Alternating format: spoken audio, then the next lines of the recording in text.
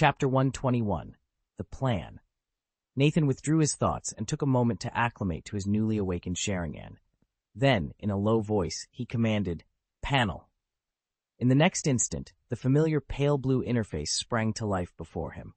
Nathan leaned back against a boulder, wiped the sweat from his brow, and activated the mission's status interface. A translucent window materialized before him, itemizing every change wrought by his recent training. Physique, 10-11, Spirit, 12-14, Chakra, 14,500, 17,380, Bloodline. Sharingan, 3 Magatama awakened, 1/10,000. Skills, Chakra Refining Technique, Livre 4, 1,449 to 2,000. Fire Style, Great Fireball Technique, Livre 3 or 25,000. Fire Style, Dragon Fire Technique, 3 or 418. Wind Style, Breakthrough, Break 2, 310,500. Shadow Clone Technique, Level 1, 4,200. Chakra Absorption Technique, 5, 305,000. Healing Technique, Level 3, 35, 1,000. Illusion Technique, Sharing Level 5, 15,000. Reflection Technique, Level 6, 3,175, 10,000. Sword Technique, 495,000. Chakra Control. Level 4, 1,460s, 2,000. 3 Body Technique, Level 3. Flashing Body Technique, Level 4. Ninja Tool, Throwing, Level 5. Fire Style, House of Fire Technique, Level 5. Magic Technique, Shackle Technique. Nathan's eyes lingered on the Bloodline upgrade. His Sharingan had just attained the coveted 3 Magatama stage. Yet the interface reminded him there were still 10,000 points to fill before the next evolution. His heart skipped. 10,000, it felt impossibly distant. He closed his eyes, drew a steady breath, and let the adrenaline ebb. No matter how high the bar, he'd climb it, just as he always had. With renewed determination, Nathan opened his eyes to the glowing readout and whispered to himself, one step at a time. Nathan focused on assessing how much longer the reflection heart technique would last. Instinctively, he formed the hand seals and activated the jutsu. Chakra surged from his mind and funneled into his eyes. He felt the familiar pull of his Sharingan evolving, but far more slowly than before. Sure enough, after 1 minute, the technique's effect faded. Nathan glanced at the Bloodline interface. The evolution bar for his 3 Tomoe Sharingan hadn't moved at all. Unfazed, he immediately initiated a second casting. The same flow of chakra returned to his eyes, and once the technique ended, he checked the panel again. This time, the progress marker behind the Sharingan ticked up from 1/1000 to 2/1000, proof that 2 applications of the reflection heart technique still nudged his evolution forward, albeit at only half the speed he'd enjoyed previously. Even so, this diminished rate remained acceptable. Nathan exhaled in relief once he'd confirmed his suspicion. He'd been worried that the reflection heart technique had weakened too much, stretching out the time it took for his Sharingan to evolve into a Mangekyo indefinitely. If that had happened, several of his plans would have fallen apart. Fortunately, the technique still retained enough power to push his dojutsu forward. Still, Nathan wanted to be sure he wasn't missing anything.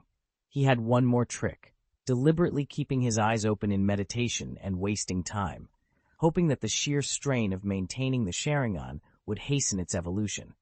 In the past, this method had taken 5 hours to yield even the tiniest improvement, but he always felt some progress. Today, though, 1 minute passed, then 2, 5, 10, and after a full hour, there was not the slightest shift in his vision. Can it really be this ineffective? He muttered, heart sinking. Still doubtful, he settled back into position and endured another hour, determined to squeeze every last drop of potential from the technique. But when the time was up, nothing had changed. Not a flicker, not a pulse, just the steady, unremarkable rotation of the tomoe in his eyes. Nathan sat up, rubbing his temples. It was clear now.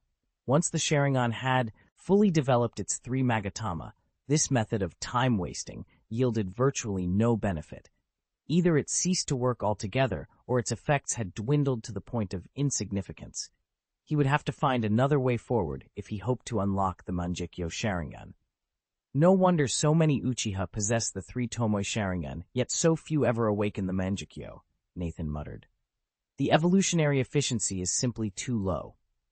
He'd spent the last 5 hours in steady training, and the gains he'd made mirrored those of a low-ranking Uchiha ninja, evolving his eyes without any external aid.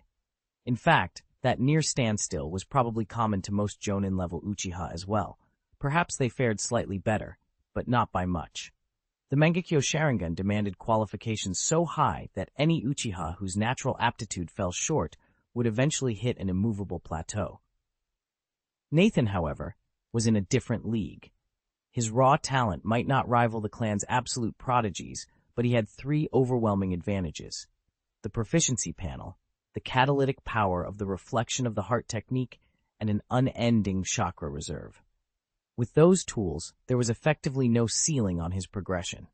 He might not enjoy the instant surges of those born with genius-level aptitude, where a single emotional flash could instantly add another tome, but every step he took was unshakably solid, and in the long run, stability would carry him farther than a fleeting burst of brilliance ever could. Nathan nodded to himself, pushing his worries aside as he contemplated the powers he might gain once his Sharingan evolved into the Mangekyo. After all, the Sharingan is known as the Eye of the Soul, and the Mangekyo's abilities are said to manifest from a user's deepest experiences and strongest desires. Since he'd traveled through time, Nathan had relied primarily on his swordsmanship, and his overarching goal remained the same: to transcend this world. Would his new power be tied to those 2 passions? He thought it over, but the answer eluded him. There was no point in straining his mind now. When the time came, the path would reveal itself.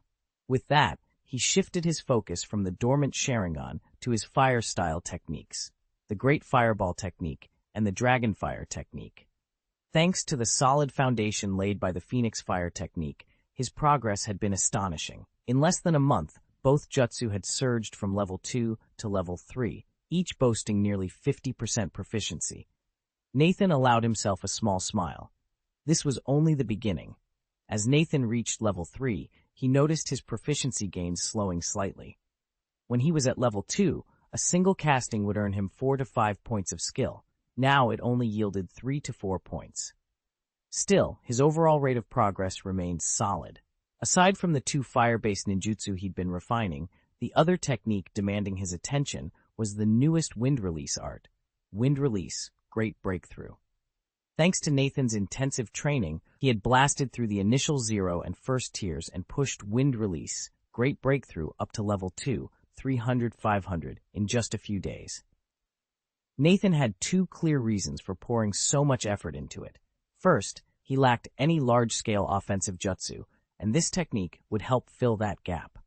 Second, he intended to master the manipulation of wind nature chakra, both its form and its underlying properties, as the foundation for an even greater goal. Wind Release, Spinning Shuriken. That's right. Nathan planned to preempt Uzumaki Naruto by developing Spinning Shuriken before Naruto could. As an S-rank ninjutsu, its destructive power was indisputable, and that was exactly the kind of formidable high-impact attack Nathan still needed.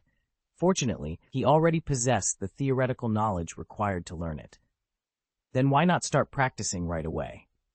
And as for having a protagonist, well, there isn't one here. Knowing a technique and actually pulling it off are 2 very different things. Remember that the Yi is jutsu begins at A-rank ninjutsu.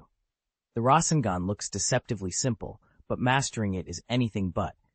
Naruto spent an entire week just to lay the groundwork using shortcuts, and its inventors, Minato Namikaze and Jiraiya, worked on it intermittently for 3 years.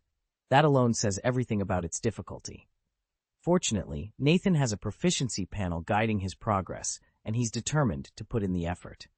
Even more crucial is his chakra control, which has already reached level 4 and continues to improve steadily.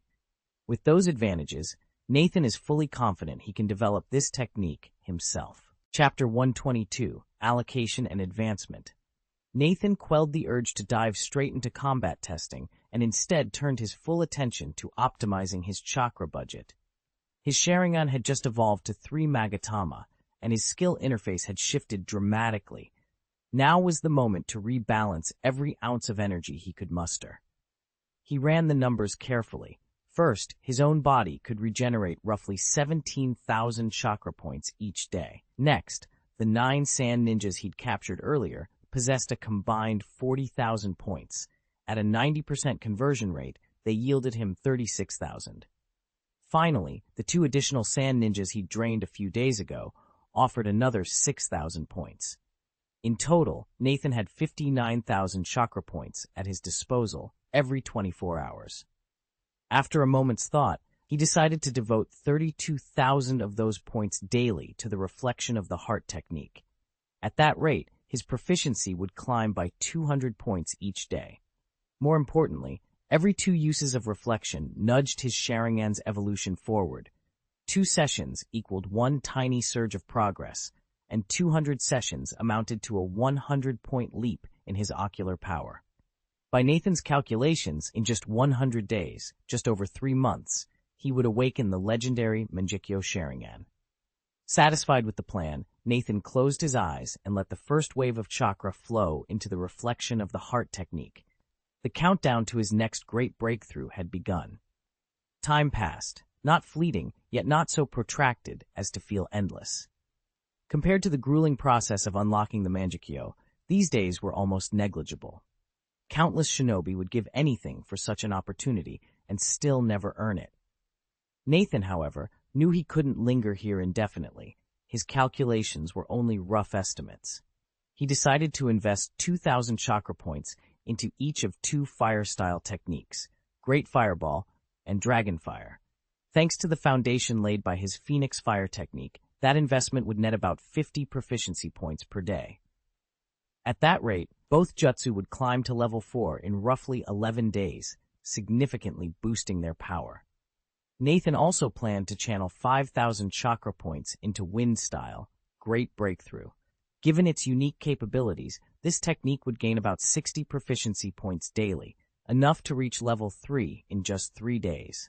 Once it advanced further, he would finally master the advanced transformations and nuances of Wind Nature Chakra. Nathan sat cross-legged on the training platform, eyes closed as he reviewed his progress. If he mastered the Rasengan, he could eventually fuse it with Wind Release, unleashing the dreaded Wind Release, Rasen Shuriken, an S-rank jutsu. But that lay far in the future. For now, he needed to allocate his remaining chakra points wisely. He still had 20,000 chakra points left. After some calculation, Nathan decided to invest 16,000 of them into honing his genjutsu, Sharingan. At a rate of 200 proficiency points per day, he'd reach level 6 in about 25 days, enough to unlock the 3 Magatama Sharingan. With that power, even if he activated it on the fly, he could pose a serious threat to higher-ranked ninjas. That left 4,000 points. Nathan earmarked 1,000 for the healing technique, which would net him 10 proficiency points daily, and 500 for the chakra absorption technique, yielding 20 points each day.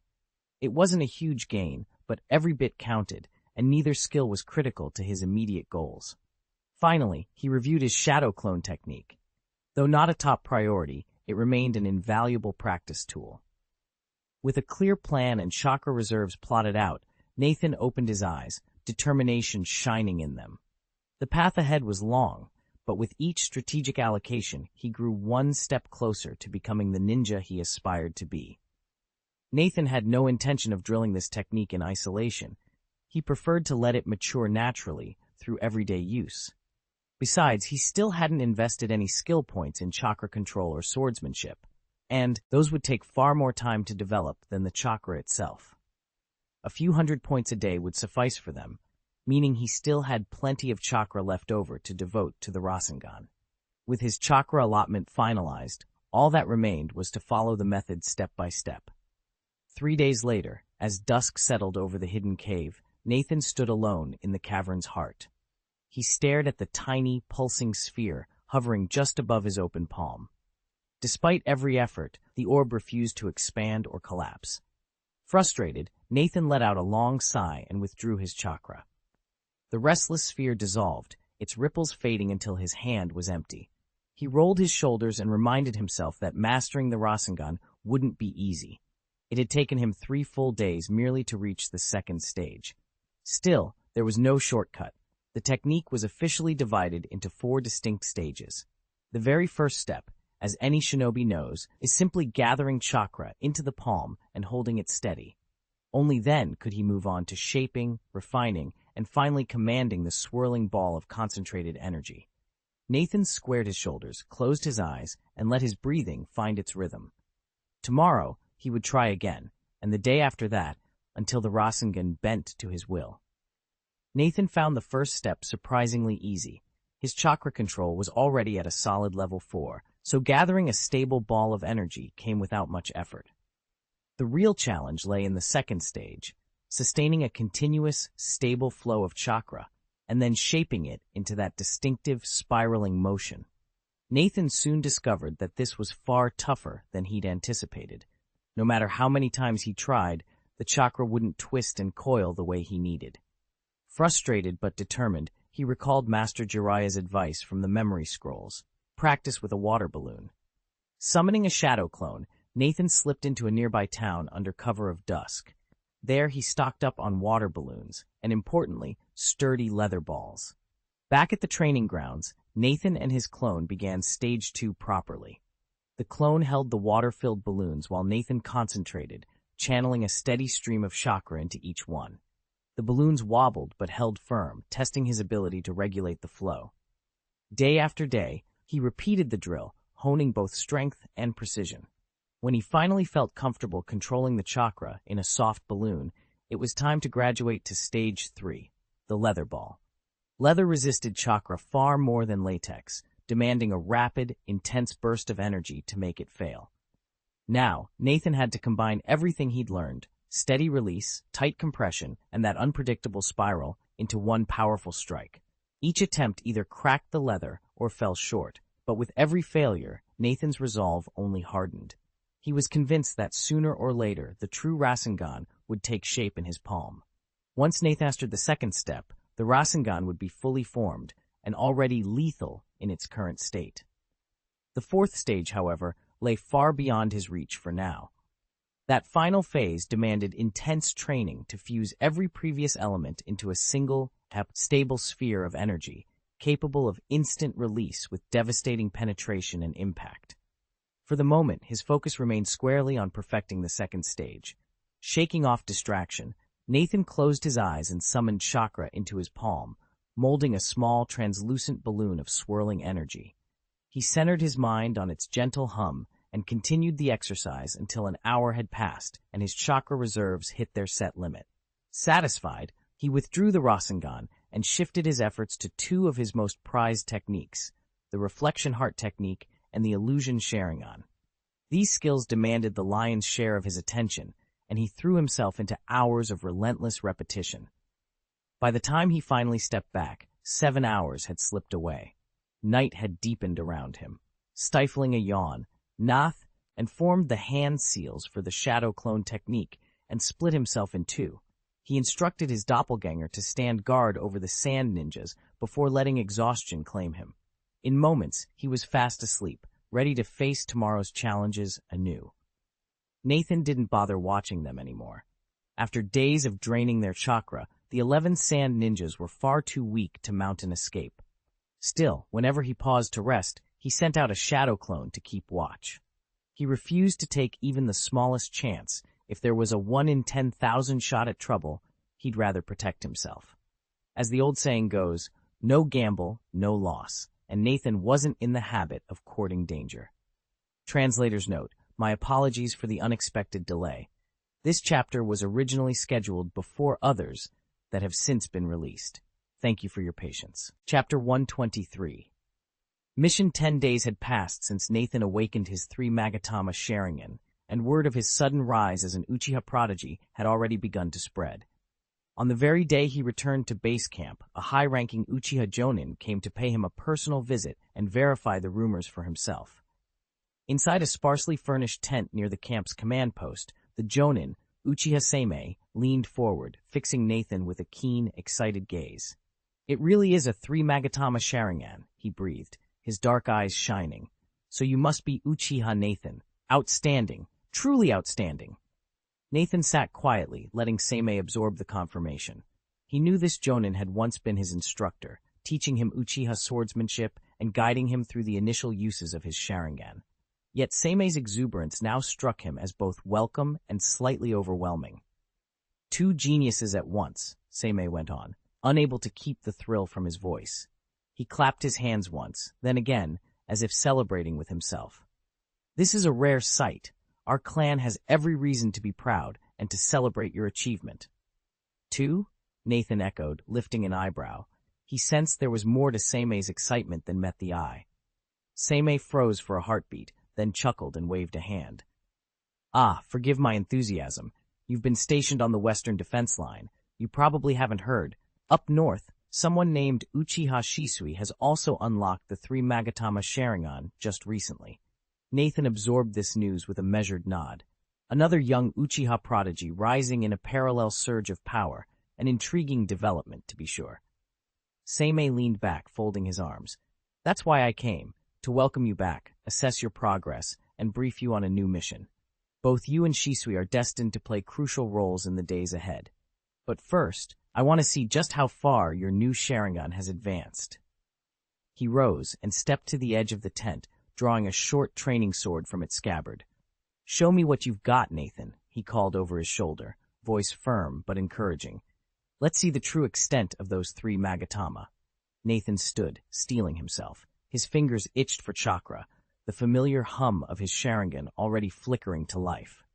Outside, the camp carried on with its routines, soldiers drilling, instructors shouting orders, but in that moment all Nathan could hear was the steady beat of his own heart and the promise of power waiting to be tested. As he took his stance, a small, confident smile crept onto his face.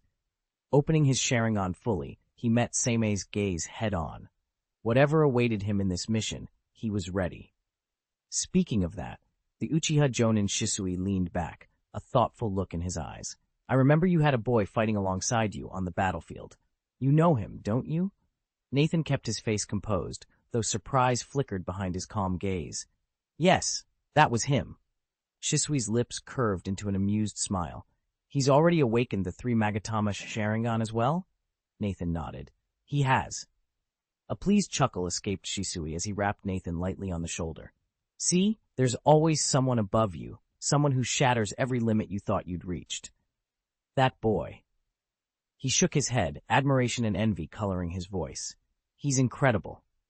Nathan could sense the Jonin's mixed emotions. It was humbling and a little frustrating to witness someone so much younger rise so quickly to your level. No wonder Shisui sounded both proud and unsettled. After a brief silence, Shisui straightened and regarded Nathan with a serious nod. Now that you've also awakened your 3 Magatama Sharingan, we'll be putting your promotion to Jonin on the agenda. You don't need to worry about anything else. Just spend the next few days getting ready. I'll probably assign you a challenging mission soon. A test mission? Nathan asked. Exactly. The Uchiha Jonin gave a firm nod. Technically, you only need 3 Jonin to vouch for you to earn promotion, but the village always arranges a field assignment to verify a candidate's abilities. Consider this your Jonin evaluation. I see. Nathan exhaled, then bowed respectfully. Thank you for the guidance, Uncle. The Jonin waved him off. No need for thanks. The mission could arrive in as few as 3 to 5 days, or at most 7 to 8. Be prepared.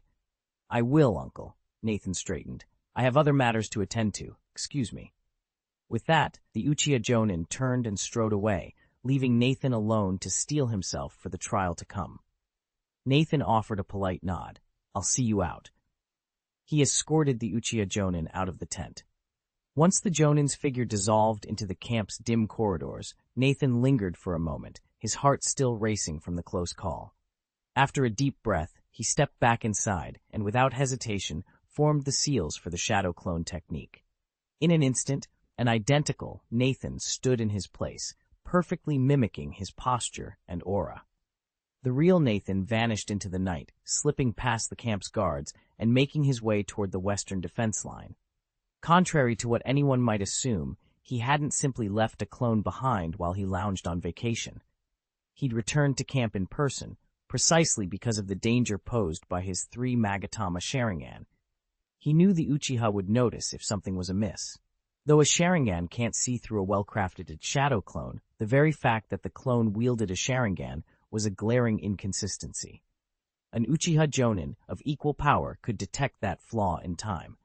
That was a risk Nathan refused to take. Better to have his real self on hand, covering his tracks precisely. Now his secret safe for the moment, Nathan pressed on toward the western perimeter, every step silent and sure. Now that his other business was handled, Nathan returned to the hidden subterranean cavern to finish what he'd started. A few hours later, he stood again in that familiar, dimly lit hollow, knowing full well it might be a long time before he ever returned. 11 sand ninjas lay imprisoned in the cavern's depths, each serving as a living chakra reservoir. Nathan couldn't simply leave them here forever, yet he needn't dispatch them just yet. The mission wouldn't begin for several more days, and there was still time to draw off more chakra. Having stockpiled so many chakra batteries, he intended to squeeze out every last drop. Over the next few days, Nathan increased the extraction rate. His harvest soared by nearly 30%, an impressive gain, but one that came at a price. The ninjas' life forces were draining rapidly. At this rate, another couple of sessions would see them collapse from sheer exhaustion without Nathan lifting a finger. He paused only long enough to note their weakening forms, then turned and walked away. In the blink of an eye, a week passed in silent anticipation. That afternoon, Nathan sat cross-legged beneath the midday sun, eyes closed as he honed the reflective heart technique, tracing the subtle currents of his Sharingan. Without warning, a memory surged into his mind. He frowned, swiftly skimming the fragment, then opened his eyes and murmured, "He's already left the base camp?"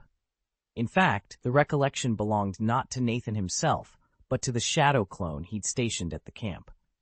The clone had received the mission orders, departed for the rendezvous point, then dispelled itself, transferring every detail back to Nathan. From that moment on, it was he who would see the task through. Nathan replayed the briefing to himself, tone flat with irony. Infiltrate Earth Country, gather all available intelligence on the war between the Hidden Rock Village and the Hidden Cloud Village. Accurately record both sides' losses, especially those of the Hidden Rock, and compile the data to help the base plan a counterattack. He sat in silence for a long moment, absorbing the weight of the assignment. Counterattack? To Nathan, it sounded equal parts exhilarating and reckless. But there was no turning back. Rising to his feet, he let the sun warm his back. His Sharingan pulsed with barely contained anticipation. The real mission was about to begin. Nathan pieced the story together in his mind. The Hidden Cloud Village had struck first, launching a surprise assault that drove straight to the gates of Iwagakure. But it was nothing more than a lure. Lord Onoki, forewarned by solid intelligence, had concealed a vast army just beyond the border. His plan was simple. Let the cloud forces push in, then spring the trap. Waiting in ambush, Onoki's troops surrounded the elite cloud shinobi under the 3rd Raikage's command. Normally, the Raikage relied on chakra-charged butterfly wings to outmaneuver foes, but stripped of that edge, he was left to hold off 10,000 rock ninjas by himself, buying precious time for his comrades to withdraw. They escaped, but he did not. The 3rd Raikage stood his ground until his last breath. Word of his death hit the cloud forces like a wave, their morale shattered. Across the battlefield, Iwagakure's ninjas, buoyed by victory, thundered forward in a massive counteroffensive. Nathan surveyed the scene, heart pounding. With the enemy surging and clouds reeling, was there any hope left for a counterattack? Nathan paused for a moment, letting the thought pass through his mind. It would be ideal if we could hold off Iwagakure's next offensive. He shook his head, cleared away the distraction, and pressed onward into the cave's depths, prepared to face the sand ninjas lurking in the shadows. Chapter 124. Arrival. A few minutes later, Nathan stepped back into the hidden chamber summoned by his shadow clone. Deep within this cave, he'd already neutralized the captured sand ninjas without breaking a sweat, but he wasn't in any rush to leave. Instead, he activated his mission panel and reviewed his progress over the past few days. First on the list was his genjutsu, Sharingan. By pushing his chakra reserves to their limits, he'd managed to boost his total chakra pool by 30%. Every extra drop of energy had gone straight into mastering this technique, and it paid off. Nathan had shattered the level 5 barrier a full week ahead of schedule and ascended to level 6. Just as he'd predicted, attaining level 6 had an immediate impact. Even with minimal setup, his Genjutsu Sharingan now unleashed formidable power the moment he deployed it. Paired with his level 5 swordsmanship, he could pressurize even an average Jonin until they faltered. And given enough time to prepare his full Genjutsu barrage, he could strike down a Jonin before they knew what hit them. Satisfied with his gains, Nathan closed the panel. With these new abilities at his disposal, the next stage of his mission would be that much smoother. He stepped forward, shadow clone dissolving behind him, ready to press on toward whatever dangers lay ahead. Nathan frowned as he considered his options. A seasoned Jonin's battle instincts and reaction time would make any surprise attack nearly impossible, unless his Genjutsu Sharingan could be powered up to level 7, allowing him to cast illusions with every twitch of his hand. Without that kind of precision, executing a true instant kill on a Jonin was out of the question. At best, he could hold his own against a run-of-the-mill Jonin. To bring down an elite, he'd need to awaken the Manjikyo and amplify his illusionary techniques to an overwhelming degree. By that point, though, Nathan reminded himself he would have far more tools at his disposal than just his Sharingan Genjutsu. For now, most Genin posed no real threat unless they swarmed him in numbers, and even then, it would take considerable coordination to scratch his defenses. With that thought set aside, Nathan shifted his focus to two of his core fire release jutsu, the Great Fireball technique and the Dragon Flame technique. Just a week ago, he'd pushed both to the peak of proficiency at level 3.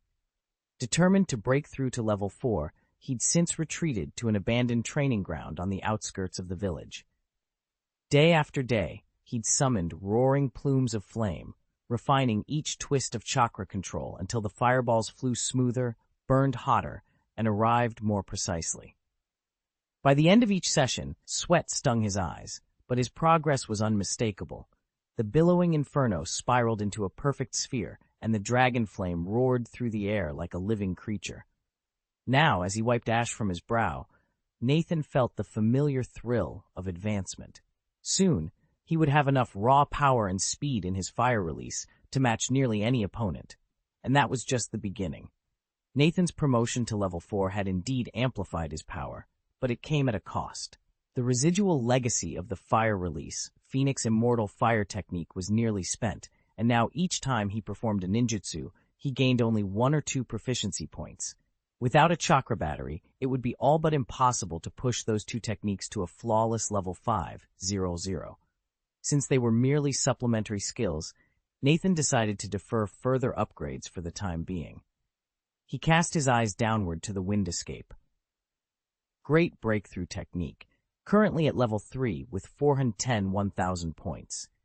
In theory, it should have been further along, but over the past week he'd lacked both the time and opportunity to practice, so his progress had stalled.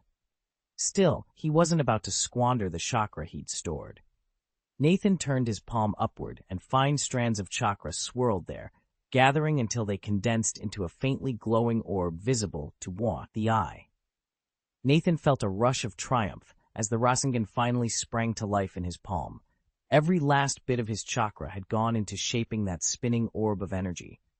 Of all the techniques he'd tackled so far, Rasengan was by far the toughest to initiate. Even the reflecting heart technique, the single most chakra-hungry skill he knew, needed less than 20,000 chakra points just to get started. Rasengan, Nathan estimated, required no fewer than 65,000. To put that in perspective, you could take that same amount of chakra and instantly boost a basic fire release, Fireball, from level 0 straight up to level 3, and that's without the Phoenix Immortal Fire technique's power. In short, Rasengan demands a chakra reserve few shinobi possess. It isn't a jutsu for those with only a modest chakra pool. Only someone with Konohamaru's level of insight, able to grasp the core principles from Naruto's brief demonstration and a few guiding words, can hope to unlock it quickly. For everyone else, mastering the Rasengan will be a slow, painstaking journey of steady refinement. Nathan exhaled and let the Rasengan in his hand dissipate. Mastering that spiraling orb of chakra demanded enormous reserves, far beyond what an average ninja could muster. Even though Nathan had poured every ounce of his energy into forming the technique, his consumption paled next to Naruto's. That was precisely why most shinobi struggled to learn it in the first place. Nathan wasn't the sharpest tool in the box, but the proficiency panel he carried guided his progress, offering new insights with every attempt.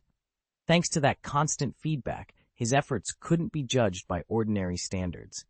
Still, his first Rasengan was nothing more than a rough prototype. Its condensation was slow, and its structure far too loose for combat. At least once the Rasengan was initiated, however, proficiency climbed swiftly. As long as he held on to the Rasen pill, Nathan knew he could continue refining the technique. Without it, who knew how long it might take before he could safely add wind release to the mix. Silently, he felt a surge of relief. Turning his attention away from the fading chakra sphere, Nathan focused on the next challenge, the blood column and chakra column tests waiting before him. Nathan scanned his status panel one last time before closing it. Thanks to the constant catalytic effect of the art of reflection, his 3 Magatama Sharingan had advanced to 1,702 out of 10,000. Meanwhile, after days of steady accumulation, his chakra reserves had swelled from 17,380 to 19,828 points. With nearly 20,000 chakra at his disposal, he felt more secure than ever. Satisfied, he shut the display, spared a final glance at the chamber his shadow clone had opened for him, and then slipped away without looking back. 3 days later, in the land of Earth roughly 200 kilometers northwest of the Hidden Rock village, Nathan stood atop a craggy outcrop overlooking a smoldering valley. His expression was unreadable as he watched 2 armies clash below. The Hidden Rock shinobi vastly outnumbered their opponents, yet they fought defensively, pressed back into a stubborn line. Opposite them, the Hidden Cloud forces moved with fierce precision despite their smaller numbers. Their bold advance was driven by the presence of the 3rd Raikage at the spearhead. Alongside the Cloud's elite fighters, his sheer power forced the Rock shinobi onto the back foot. Nathan knew that if the Raikage had faced them alone, even 3 Jonin wouldn't suffice to stop him. And now, as the thunder of combat rolled up the valley walls, the true stakes of this battle were about to be revealed. Even so, the 3rd Raikage was always probing for an opening to kill or cripple his opponent. Nathan watched the Raikage's form, wreathed in crackling lightning, moving at inhuman speed, and frowned. He ran the numbers in his head, weighing every advantage and drawback. In the end, there was no question, he stood 0 chance of winning. The Raikage's lightning armor was impervious to Nathan's attacks, and at that velocity, no illusion could catch him. In a straight fight, Nathan would only absorb blow after blow, and with a fearsome technique like Hell's Stab at the Raikage's disposal, a head-on clash was suicide. His only hope was to dodge. But even with the Sharingan's help, he couldn't evade forever. The verdict was in. He was hopelessly outclassed. There was a yawning gap between him and the world's top ninja. Muttering under his breath, Nathan released his shadow clone technique. The duplicate's chakra coalesced into a single ball of energy, carrying every scrap of information he'd gathered, then vanished back into Nathan's body in a single seamless motion. Chapter 125, Fishing in Troubled Waters. A few kilometers from the battlefield, Nathan had taken refuge in a rock bear's old den. He sat cross-legged on the hard ground, eyes closed in focused meditation. Repeatedly, he cycled through the heart-reflecting technique, directing waves of chakra through his brain to coax his Sharingan toward evolution. Minutes ticked by. At last he snapped open his eyes, exhaling in frustration. "It's just too slow," he muttered. Without the constant infusion from the chakra battery, Nathan was limited to the 17,000 chakra points he could naturally replenish each day. Even if he stopped all other training and poured almost every ounce of that energy into the heart-reflecting technique, he could only muster about 100 points of tangible progress daily. And since each 100 points of technique translated into roughly 50 points toward his Sharingan's advancement, Nathan faced a grueling timetable. From his current state, 3 Magatama at 1,702 out of 10,000, to Mangekyo would take at least 165 days, or well over 5 months. During that time, every other skill he'd worked so hard to develop would stagnate. He shook his head. Letting that happen was simply impossible. Nathan tensed. What should I do? Before he could answer himself, a surge of chakra rushed through his body. carrying with it the final memories of his shadow clone. Nathan closed his eyes and sifted through the impressions, every sight, sound, and maneuver the clone had recorded.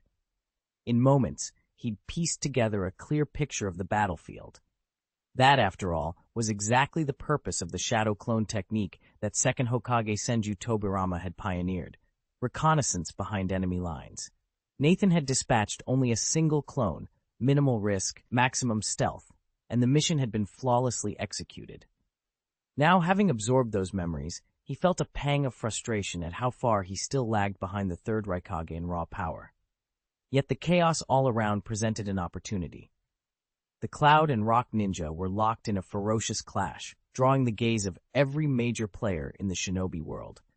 In the shadows, countless operatives, mercenaries, spies, rogue shinobi were doubtless circling, eager to exploit any weakness. As the last vestiges of the clone's chakra dissolved, Nathan allowed himself a small, confident smile. He may not match the Raikage's strength, but in a war this tangled, even a single well-informed move could turn the tide.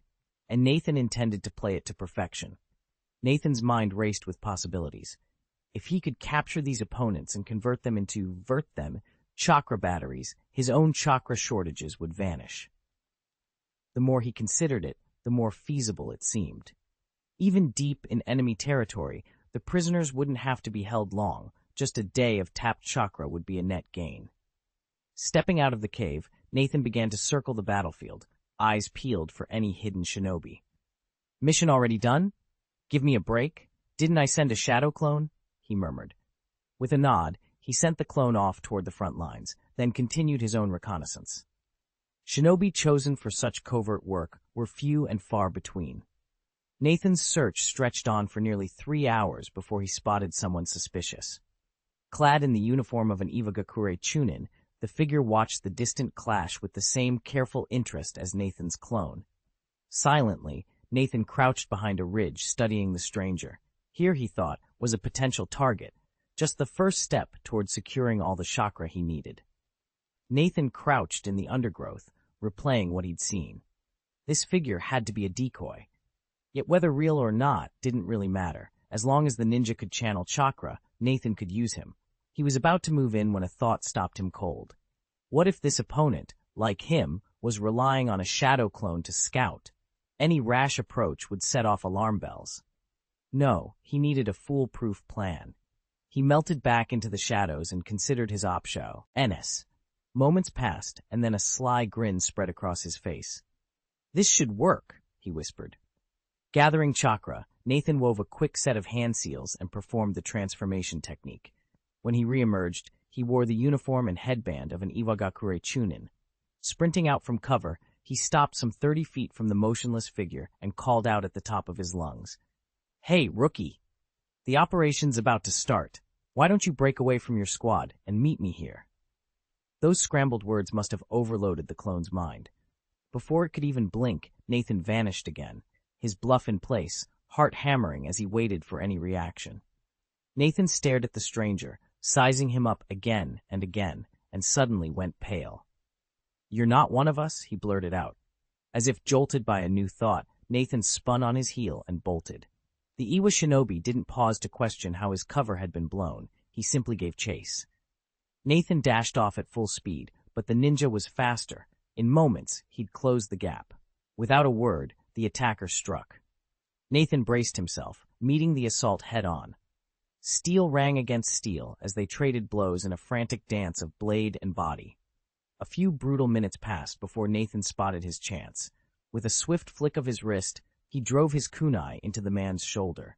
A burst of chakra smoke erupted, and then the figure dissolved into mist. Nathan's racing heart stilled, and the look of terror drained from his face. He sank to one knee, breathing hard. "A shadow clone. It really was just a shadow clone," he murmured. If he'd acted any more recklessly, he might have alerted the real enemy. But as Nathan reminded himself, that was precisely the point of his plan. "Next, it all hinges on whether he takes the bait," Nathan muttered. Without another thought, he melted into the shadows and settled in to watch. A few minutes later, a lone figure in a black cloak crept into the clearing, bending down to inspect the trampled grass and snap twigs as if trying to retrace Nathan's steps. Hidden just out of sight, Nathan felt a thrill of triumph. His plan was working. His rival couldn't resist investigating the promised secret. As for any doubts about who he really was, Nathan had already counted on that never happening. None of these operatives needed an external chakra source, so why would they target one of their own? With no conflicting interests to pit them against each other, suspicion simply didn't arise. His cover intact, Nathan knew that the casual hints he'd let slip sounded perfectly plausible. Nathan was 80% certain the stranger would take the bait and come looking for the plan he'd hinted at. And sure enough, before long, a man in a black robe slipped into view. Nathan didn't waste a moment. At the first opening, he flicked 3 razor-sharp shurikens toward his quarry. The robed figure's instincts kicked in just in time. He rolled aside, narrowly avoiding the spinning blades. But as soon as his feet hit the ground, Nathan had already launched 3 more shurikens. With no room to dodge, the man yanked out a kunai and slammed it against the incoming projectiles. Ding! Ding! Ding! Each blade rang crisply off the steel. The kunai had done its job, but in that heartbeat of clashing metal, the man lost his chance to flee. In the same instant, Nathan blurred forward, materializing at his side. Without a word, he swept his dagger in a deadly arc. Chapter 126, The Hidden Mist, Ambu Clang. Nathan's razor-sharp dagger met the kunai head-on. The metal screeched against metal, and sparks danced where the 2 blades locked. Neither fighter gave an inch. Nathan glanced up. The man before him wore a flowing black robe over a pale mask. 4 twisted, water-like lines were etched across its surface, the unmistakable emblem of the Hidden Mist village. This masked opponent was clearly an Anbu operative. Their eyes met. In that instant, Nathan seized his chance. With a flick of his eyelids, he unleashed his Sharingan. The crimson eye with its 3 magatama glowed fiercely, and the world around them warped under its hypnotic power. This was the first time Nathan had ever openly activated his Sharingan in battle. After it evolved to 3 magatama, he realized that leaving it open permanently burned far too much chakra. He'd learned to conserve his energy, only unleashing it when victory lay just within reach. Now, as the Hidden Mist Ambu's stance faltered, tendrils of illusion crept into his mind. Nathan pressed his advantage, stepping forward and tightening the grip on his dagger. The Ambu's grip on his kunai loosened, his guarded composure cracked. Nathan's lips curved into a swift, confident smile. The sudden, unanticipated genjutsu sent the Mist Ninja stumbling back, one bewildered step at a time, right into Nathan's path. The 2 blades met again, but this time, Nathan drove his dagger forward with decisive force. Metal sheared through the air, and the Hidden Mist Ambu tumbled powerless to the ground, bound by Nathan's hypnotic seal. Silence fell. The mist-shrouded battlefield bore witness to yet another swift, precise strike from the prodigious young shinobi. Nathan deactivated his Sharingan, allowing his eyes to return to their normal gray. He crouched beside his fallen foe, ready to question the captive Anbu on the secrets of the Hidden Mist village. Nathan's attack was anything but random. He had long since devised the optimal way to exploit his Sharingan, strike when the enemy least expects it. By conserving chakra and keeping his eye closed until the last moment, he guaranteed the element of surprise, and the results spoke for themselves. In the blink that followed, Nathan unleashed his Sharingan's hypnotic power. The Kirigakure Anbu froze in place, unable even to lift a hand in defense. Seizing the instant opening, Nathan flicked his wrist. His short sword rang out sharply as it met the Anbu's kunai, deflecting it aside in a shower of sparks. In the same motion, the blade dove forward toward the operative's chest. Nathan had the skill to sever the carotid artery and end the fight instantly. Instead, he guided the tip just low enough to spare the man's life. Flesh and sinew parted with a wet, tearing sound, and blood welled along the edge of the shallow wound. The Anbu stumbled backward, clutching at the crimson slash across his uniform, and Nathan simply watched, calm and unhurried, his Sharingan eyes glinting with quiet resolve. Nathan watched as, at the decisive second, his opponent shook off the hypnotic pull of the Sharingan and instinctively recoiled half a pace. That brief retreat spared him from a grievous wound. Now, at worst, he was left with only a shallow cut across his chest. The Kirigakure Anbu operative ignored the injury, eyes narrowing behind his mask as he leveled a vigilant stare at Nathan. Sharingan? the masked shinobi asked, voice muffled and tense. An Uchiha ninja? Nathan said nothing. With a soft hiss of chakra, he activated his transformation technique, reverting to his true form, a boy of 11 or 12 years. The Ambu's eyes widened in surprise for the barest instant, but he quickly recovered his composure. Why? The operative began, then paused, studying Nathan's youthful face. Why were you pretending to be one of our own? Why lure me into this trap? To Nathan, the answer was obvious. To harvest chakra batteries, of course. He gave a silent sigh of exasperation. Then, without another word, he charged forward, swinging his short sword in a rapid, precise rhythm, targeting the operative's vital points. Though he'd seemed composed a moment ago, the Ambu soldier was anything but unprepared, and the clash that followed would test both of their skills to the limit. Nathan moved in a blur, his kunai flashing as he deflected the Kirigakure Ambu's strike. The metallic clang of steel on steel echoed across the clearing, each parry and riposte a testament to Nathan's mastery. His level 5 swordsmanship amplified by the power of his 3 Magatama Sharingan. In only a few dozen strikes, he'd gained the upper hand. A swift downward slash tore into the Ambu's shoulder, carving a deep, crimson line across his uniform.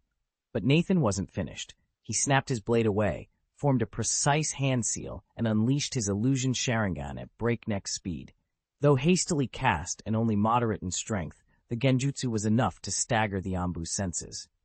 Seizing the moment, Nathan brought his sword down again. This time he cleaved away a large chunk of flesh from the man's left arm. Had the Ambu remained fully entranced, the entire limb might have been lost. Panting, the wounded shinobi stared at the gory wound, raw fear flickering in his eyes. This battle was slipping beyond his control, and he knew it. He'd already deduced that Nathan's swordsmanship was on another level. He simply couldn't match the tempo of those lightning-fast, close-quarters exchanges. Add the Sharingan into the mix, and his chances evaporated. If this duel dragged on, the only possible outcome was exhaustion, or worse.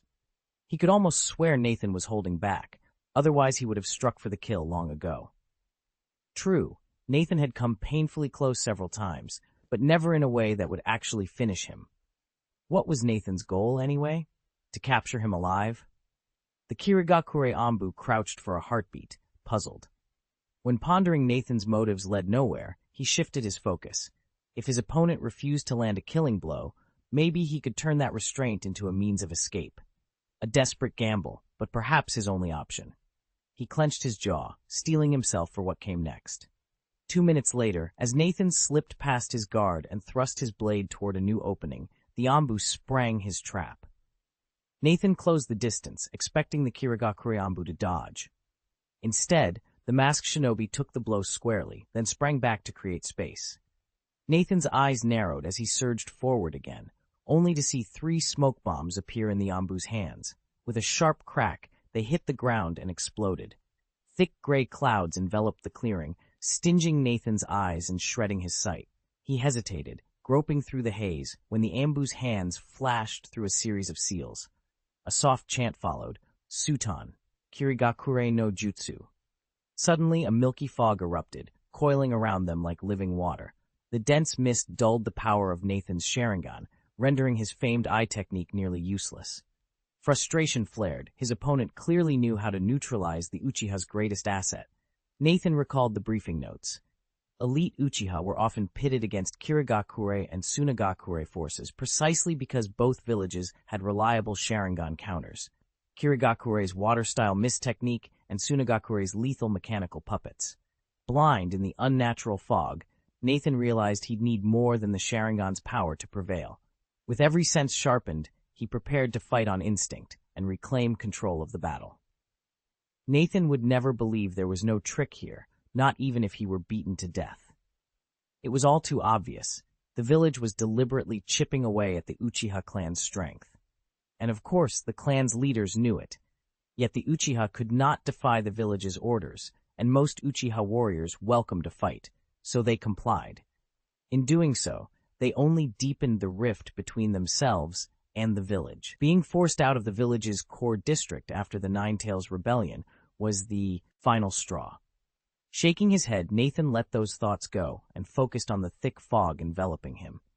He could not see his enemies, but he sensed the Kirigakure Anbu lying in wait like seasoned hunters, poised to strike at his first mistake. He had no intention of playing their game of hide-and-seek. This was Earth Country territory, perilously close to an active battlefield. Sooner or later, an accident would happen. Better to resolve this now, before things spiraled out of control. Nathan's gaze hardened. With practiced precision, he raised his hands, quickly wove the necessary seals, and inhaled deeply. Channeling his chakra into his wind escape technique, he expelled the combined power in one explosive breath.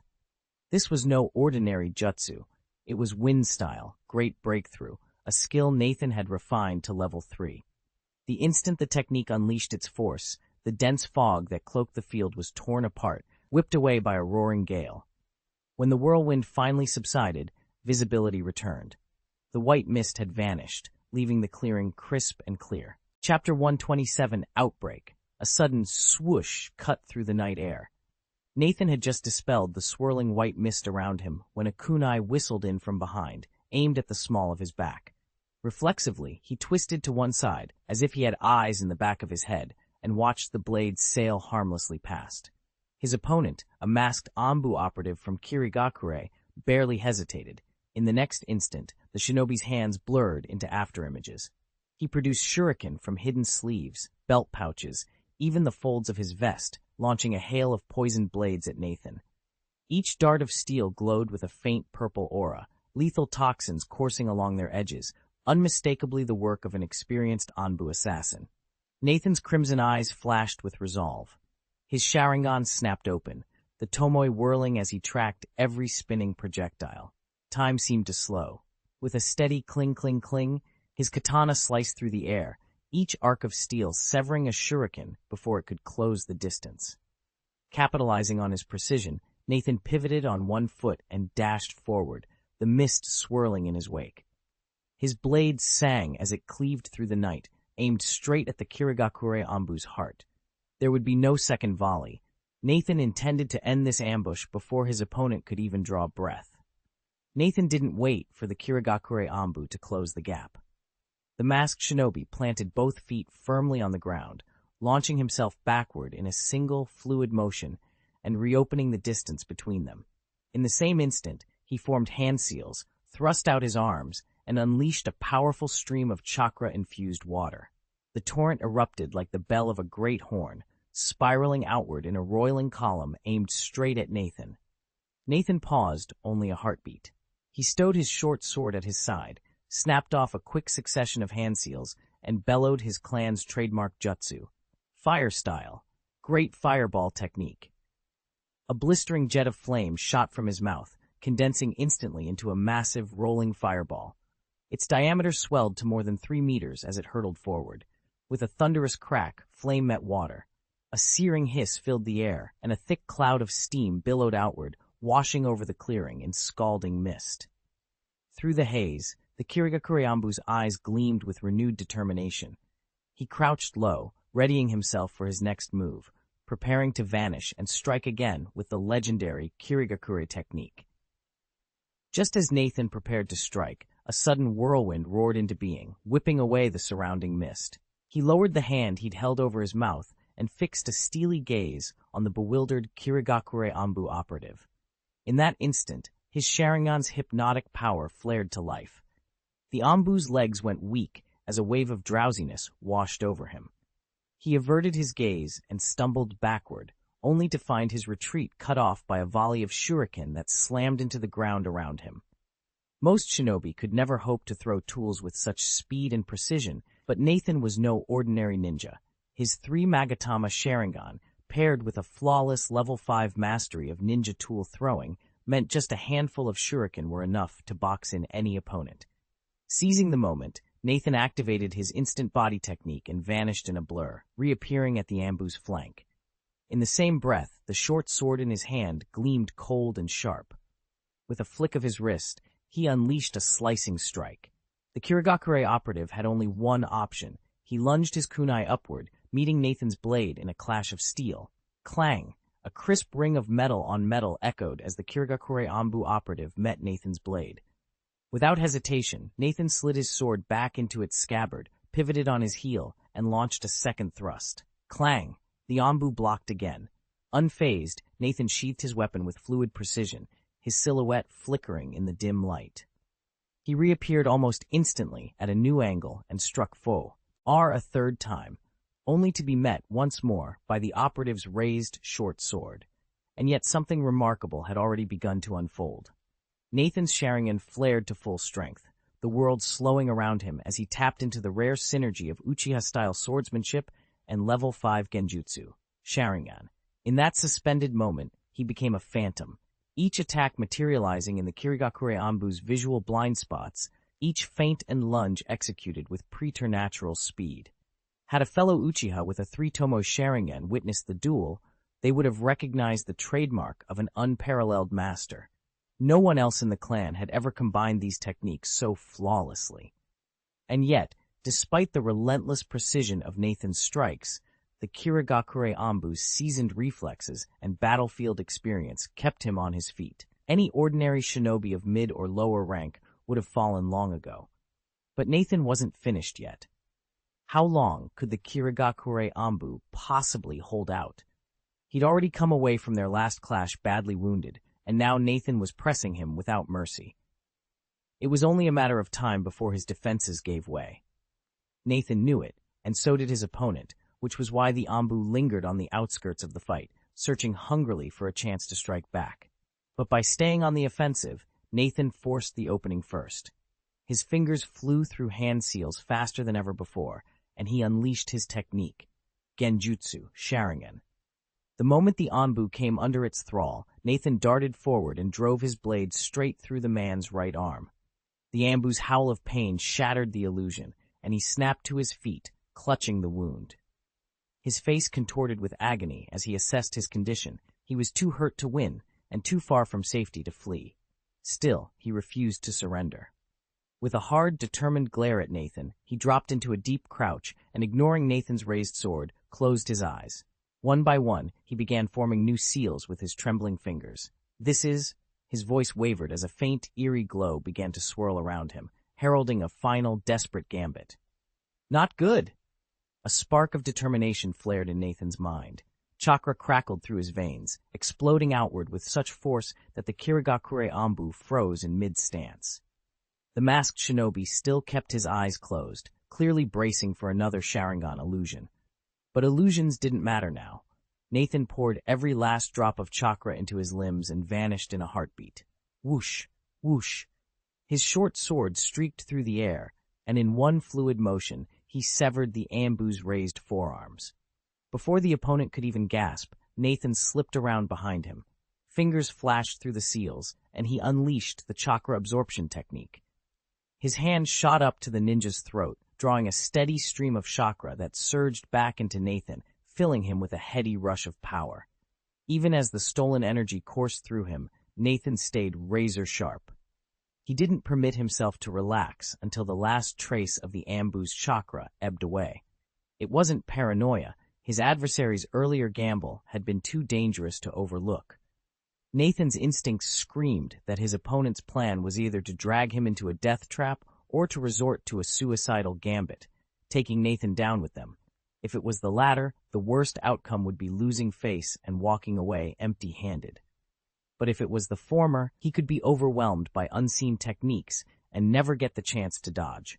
That danger is why he struck first, even though it meant revealing his presence. Here, so close to the battlefield's edge, any sensory ninja could detect the chakra surge he'd just released. It wouldn't be long before shinobi from the Hidden Cloud and Hidden Rock villages came hunting, and they weren't the only ones with vested interests. No one would sleep easy, knowing a formidable enemy was prowling nearby. Time to go. With that, Nathan stopped to do a quick sweep of the clearing, airing fallen weapons and erasing overt signs of his handiwork. He slung the unconscious Kirigakure Anbu over his shoulder and slipped away into the undergrowth. Not long after he vanished, patrols from the clouds and rocks, and even covert operatives from other factions, flooded the area, combing every inch of the terrain in search of the phantom attacker. Unfortunately for the Kirigakure Anbu, the duel with Nathan, though rumored to drag on, ended in under 10 minutes. In that brief span, he relied primarily on his blade techniques and secondarily on his Sharingan, both executed so cleanly that they left no visible traces. With nothing to follow, his opponents were unable to recover a single clue or even attempt a proper pursuit. Chapter 128, A Change of Mindset. Deep inside the rock bear cave, Nathan set the unconscious Kirigakure Ambu soldier gently on the rocky floor. He paused for a moment, then formed the hand seals for shadow clone technique. In an instant, two perfect duplicates of himself solidified in the dim light. Since each clone shares Nathan's memories, he didn't have to give them detailed instructions. Without waiting for a command, both clones slipped out of the cave entrance and disappeared into the forest. Their mission was simple: circle the surrounding area and keep watch for any threats. Nathan knew it was unlikely anyone was on his trail, but even a 1 in 10,000 chance of pursuit was too great to ignore. This was no friendly territory. If he were discovered, he could face enemies in overwhelming numbers. He refused to be hunted like some stray animal. With the perimeter secured, Nathan turned his attention back to the wounded Ambu. The man's body was crisscrossed with deep sword cuts and bruises. Nathan's expression softened. Despite being from Kirigakure, this operative was his responsibility now.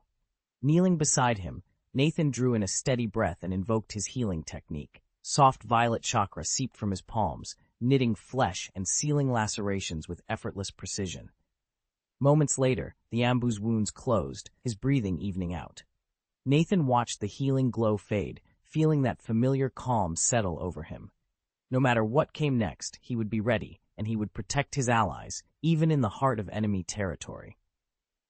Half an hour later, Nathan withdrew his hand from the last of Kirigakure Ambu's injuries and warned quietly, "When you wake up, don't pretend you're still asleep."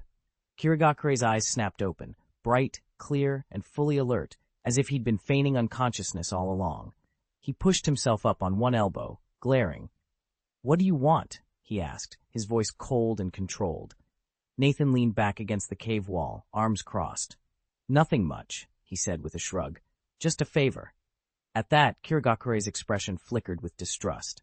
In a sudden, fluid motion, he lunged forward and clamped his teeth around Nathan's throat, catching him off guard. Nathan staggered, eyes widening momentarily as pain lanced through his neck. But before Kirigakure could twist free, Nathan's Sharingan flared to life, 3 crimson tomoi spinning into place. With a sharp intake of breath, he unleashed a powerful genjutsu. Almost instantly, Kirigakure's muscles went slack. The shinobi's raised arms sagged, and he crumpled to the ground, utterly spent from their earlier duel and now ensnared by Nathan's hypnotic illusion. Silence fell. Nathan straightened, eyes still glowing faintly in the dim light, and reached down to retrieve Kirigakure's fallen weapon. The favor he'd asked for would have to wait. First, he needed to make sure his captive couldn't pretend anything at all. Nathan watched the Kirigakure Ambu agent drift into slumber once more and sighed. There was no way to make him cooperate. Unlike the sand ninja before him, this shinobi wouldn't be motivated by fear of death or punishment. If Nathan couldn't force him to refine chakra willingly, the mission would stall entirely. Fortunately, Nathan's chakra absorption technique had just reached level 5. Now he could siphon both mental and physical energy directly, no cooperation required. All he needed to do was keep the Ambu unconscious and let the technique do its work. He knew this approach was brutal. Draining chakra so aggressively would inflict serious long-term damage on the agent's body, making future extractions impossible. But Nathan didn't have time for prolonging the process. His priority was to maximize the yield now, in the shortest window available. Steeling himself, Nathan settled in beside the sleeping shinobi and activated his advanced technique. Golden threads of energy snaked from the Ambu's form, flowing into Nathan's chakra reserves. Every pulse brought fresh power and edged the agent closer to collapse. There was no turning back. Nathan resolved to push the extraction to its absolute limit, harvesting every drop of chakra he could before the operation came to an end. Nathan let go of his worries about sustainable development. Having settled that in his mind, only one question remained. Should he keep going after the shadowy operatives from the major powers? At first, their secrecy was an asset. Agents with hidden identities vanished without raising alarm. but he'd underestimated how dangerous they were. If every target proved as skilled and desperate as this Kirigakure Ainbu, he wouldn't just struggle to cover his tracks, his own safety would be on the line. Worse, these covert operatives would rather kill themselves than be captured and expose their secrets. Unless he found a way to stop them from taking their own lives, every mission risked ending in empty victory. Clearly, the balance of risk and reward was skewed. Nathan frowned, reconsidering his approach. It might be far wiser to shift his focus to the patrol ninjas from Kumo and Iwa, the guards stationed around the battlefield's perimeter. They were still competent shinobi, but far less likely to resort to suicide, and far less lethal in a one-on-one confrontation. That change alone could tip the odds back in his favor. Nathan surveyed the 4 bound shinobi before him. Compared to the Angbu operatives deployed by each village, these lower-rank field agents were far easier to capture. Still, detaining them risked drawing unwanted attention from Kumo and Iwa's higher-ups. Once those ninja leaders caught wind of missing operatives on the battlefield, they'd dispatch search parties and leave a trail straight back to him. He reminded himself of the old saying, "Travelers leave footprints in the dust, and migrating geese call out their presence." No matter how meticulous he was, repeated abductions would eventually betray his hand. A single disappearance might slide under the radar, but too many, and the pattern would be unmistakable. Nathan clenched his jaw. He had to proceed. After a long moment of weighing the risks, he settled on a new plan. Hunting field agents from rival forces carried far less danger than tangling directly with the Anbu. If he remained cautious, moving at night, striking in isolated pockets, he could minimize the noise. And by the time Kumo or Iwa pieced together the truth, the final battle would be imminent. Neither village would have the luxury to pursue every missing spy, and Nathan would be long gone. Nathan didn't hesitate. He was about to form the hand seals for his shadow clone technique when he froze. He already had 3 clones active in the field, the maximum his level 1 skill could sustain. There was simply no room for another. Reluctantly, he recalled the clone standing guard nearby and dispatched it on the search mission himself. Then he opened his skill interface to check his progress. In the past 20 days, his shadow clone technique had climbed from 4,200 proficiency to 91,200. He needed just over 100 more points to reach level 2, and thereby unlock the ability to maintain more clones at once. Nathan took a steadying breath. If he wanted extra hands to scout the battlefield, he'd have to upgrade, and fast. He tapped the command to cancel the ninjutsu on the Sentinel clone, dissolving it and freeing up his 1 remaining clone slot. Now he could focus every bit of newly gained proficiency on pushing that shadow clone technique to level 2. With more clones at his disposal, he'd finally be able to split his attention, keep 1 on defense, send another to hunt for a target, and still have backups in reserve. But rushing straight to the next level wouldn't be enough on its own. Upgrading smoothly would require a careful strategy, one that balanced his cloning capacity with his other skills and left him ready for whatever came next. Nathan closed the panel, steeled his resolve, and prepared to hone his art. Nathan's chakra reserves were still surging from his recent extraction of the Kirigakure Anbu's life energy. If he immediately unleashed shadow clones, the drain would be tremendous, more than he could afford. Instead, he settled into the calm of the reflection heart technique, channeling surplus chakra into controlled circulation until his gauge settled just above 3,000 points. At that threshold, he shifted seamlessly into the shadow clone technique. Each clone cost him roughly 200 chakra points, a manageable toll. One by one, Nathan formed 5 copies, bringing his total reserves down to 2,000. With any less, he risked failing to summon another clone, so he paused. Slipping up to the nearest Anbu, he unleashed the chakra absorption technique, forcefully siphoning the ninja's physical and mental energy, refining it into pure chakra to top off his own supply. Once his chakra crept back over 3,000 points, he halted the absorption, then resumed creating shadow clones. Thus, Nathan cycled between replenishment and replication, maximizing his strength while carefully guarding his dwindling reserves. It took Nathan an entire day and a huge drain on his own chakra, But by nightfall, he'd finally pushed his mastery of the shadow clone technique up to level 2, 1/500. If he'd only been refining his proficiency, he'd have progressed faster.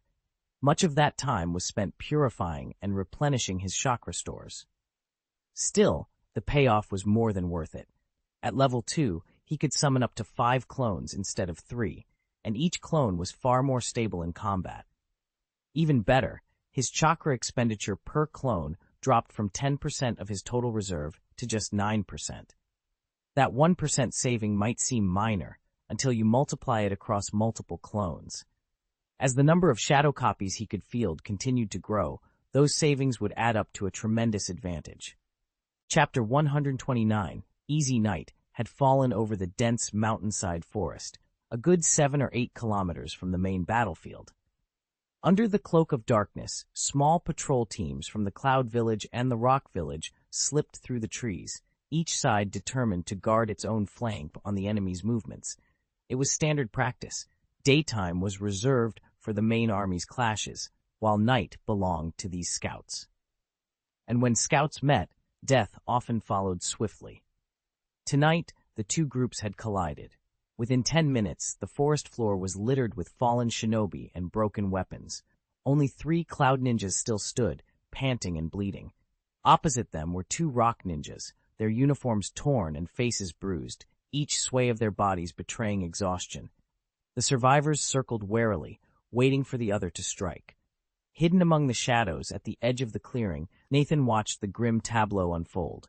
He'd been trailing the Rock Village scouts for hours, waiting for the right moment. Now, seeing both sides weakened, he knew the time had come. The first Cloud Ninja, a wiry young man with a scar across his cheek, lunged at the nearest rock shinobi. The clash of metal echoed through the trees. The rock ninja parried, sending the other stumbling back, only to find the second Cloud fighter bearing down on him with a spinning kick. The rebel shinobi barely blocked it, his arms straining under the blow. From the darkness, Nathan slipped forward. His senses sharpened. The faint rustle of leaves, the rasp of ragged breathing, a distant owl's call. He positioned himself behind a gnarled oak, knocking a single kunai to his index finger. When the Cloud shinobi overcommitted to a sweeping strike, Nathan sprang. He leapt onto a low branch and dropped behind him. With practiced ease, he caught the attacker's wrist, twisted, and drove the kunai into the ground by the man's feet. The Cloud ninja gasped, twisting to face his new opponent, but Nathan's eyes were already on the others. In the clearing's center, the remaining rock ninja had just felled his counterpart with a heavy punch, only to be struck in the ribs by the third Cloud fighter's shuriken. The wounded rock shinobi collapsed to one knee, clutching his side. Nathan moved as one with the night.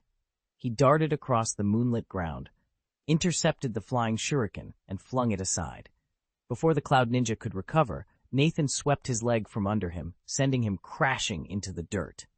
The young man curled up but didn't strike back.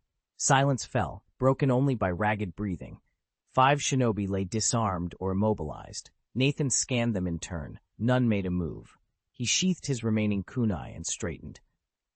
"This area is clear," he announced quietly. "Cloud Village and Rock Village scouts neutralized." He turned, melting back into the shadows as swiftly as he'd arrived, leaving the forest once more to the whispering night. Long before the skirmish began, Nathan had already set his plan in motion.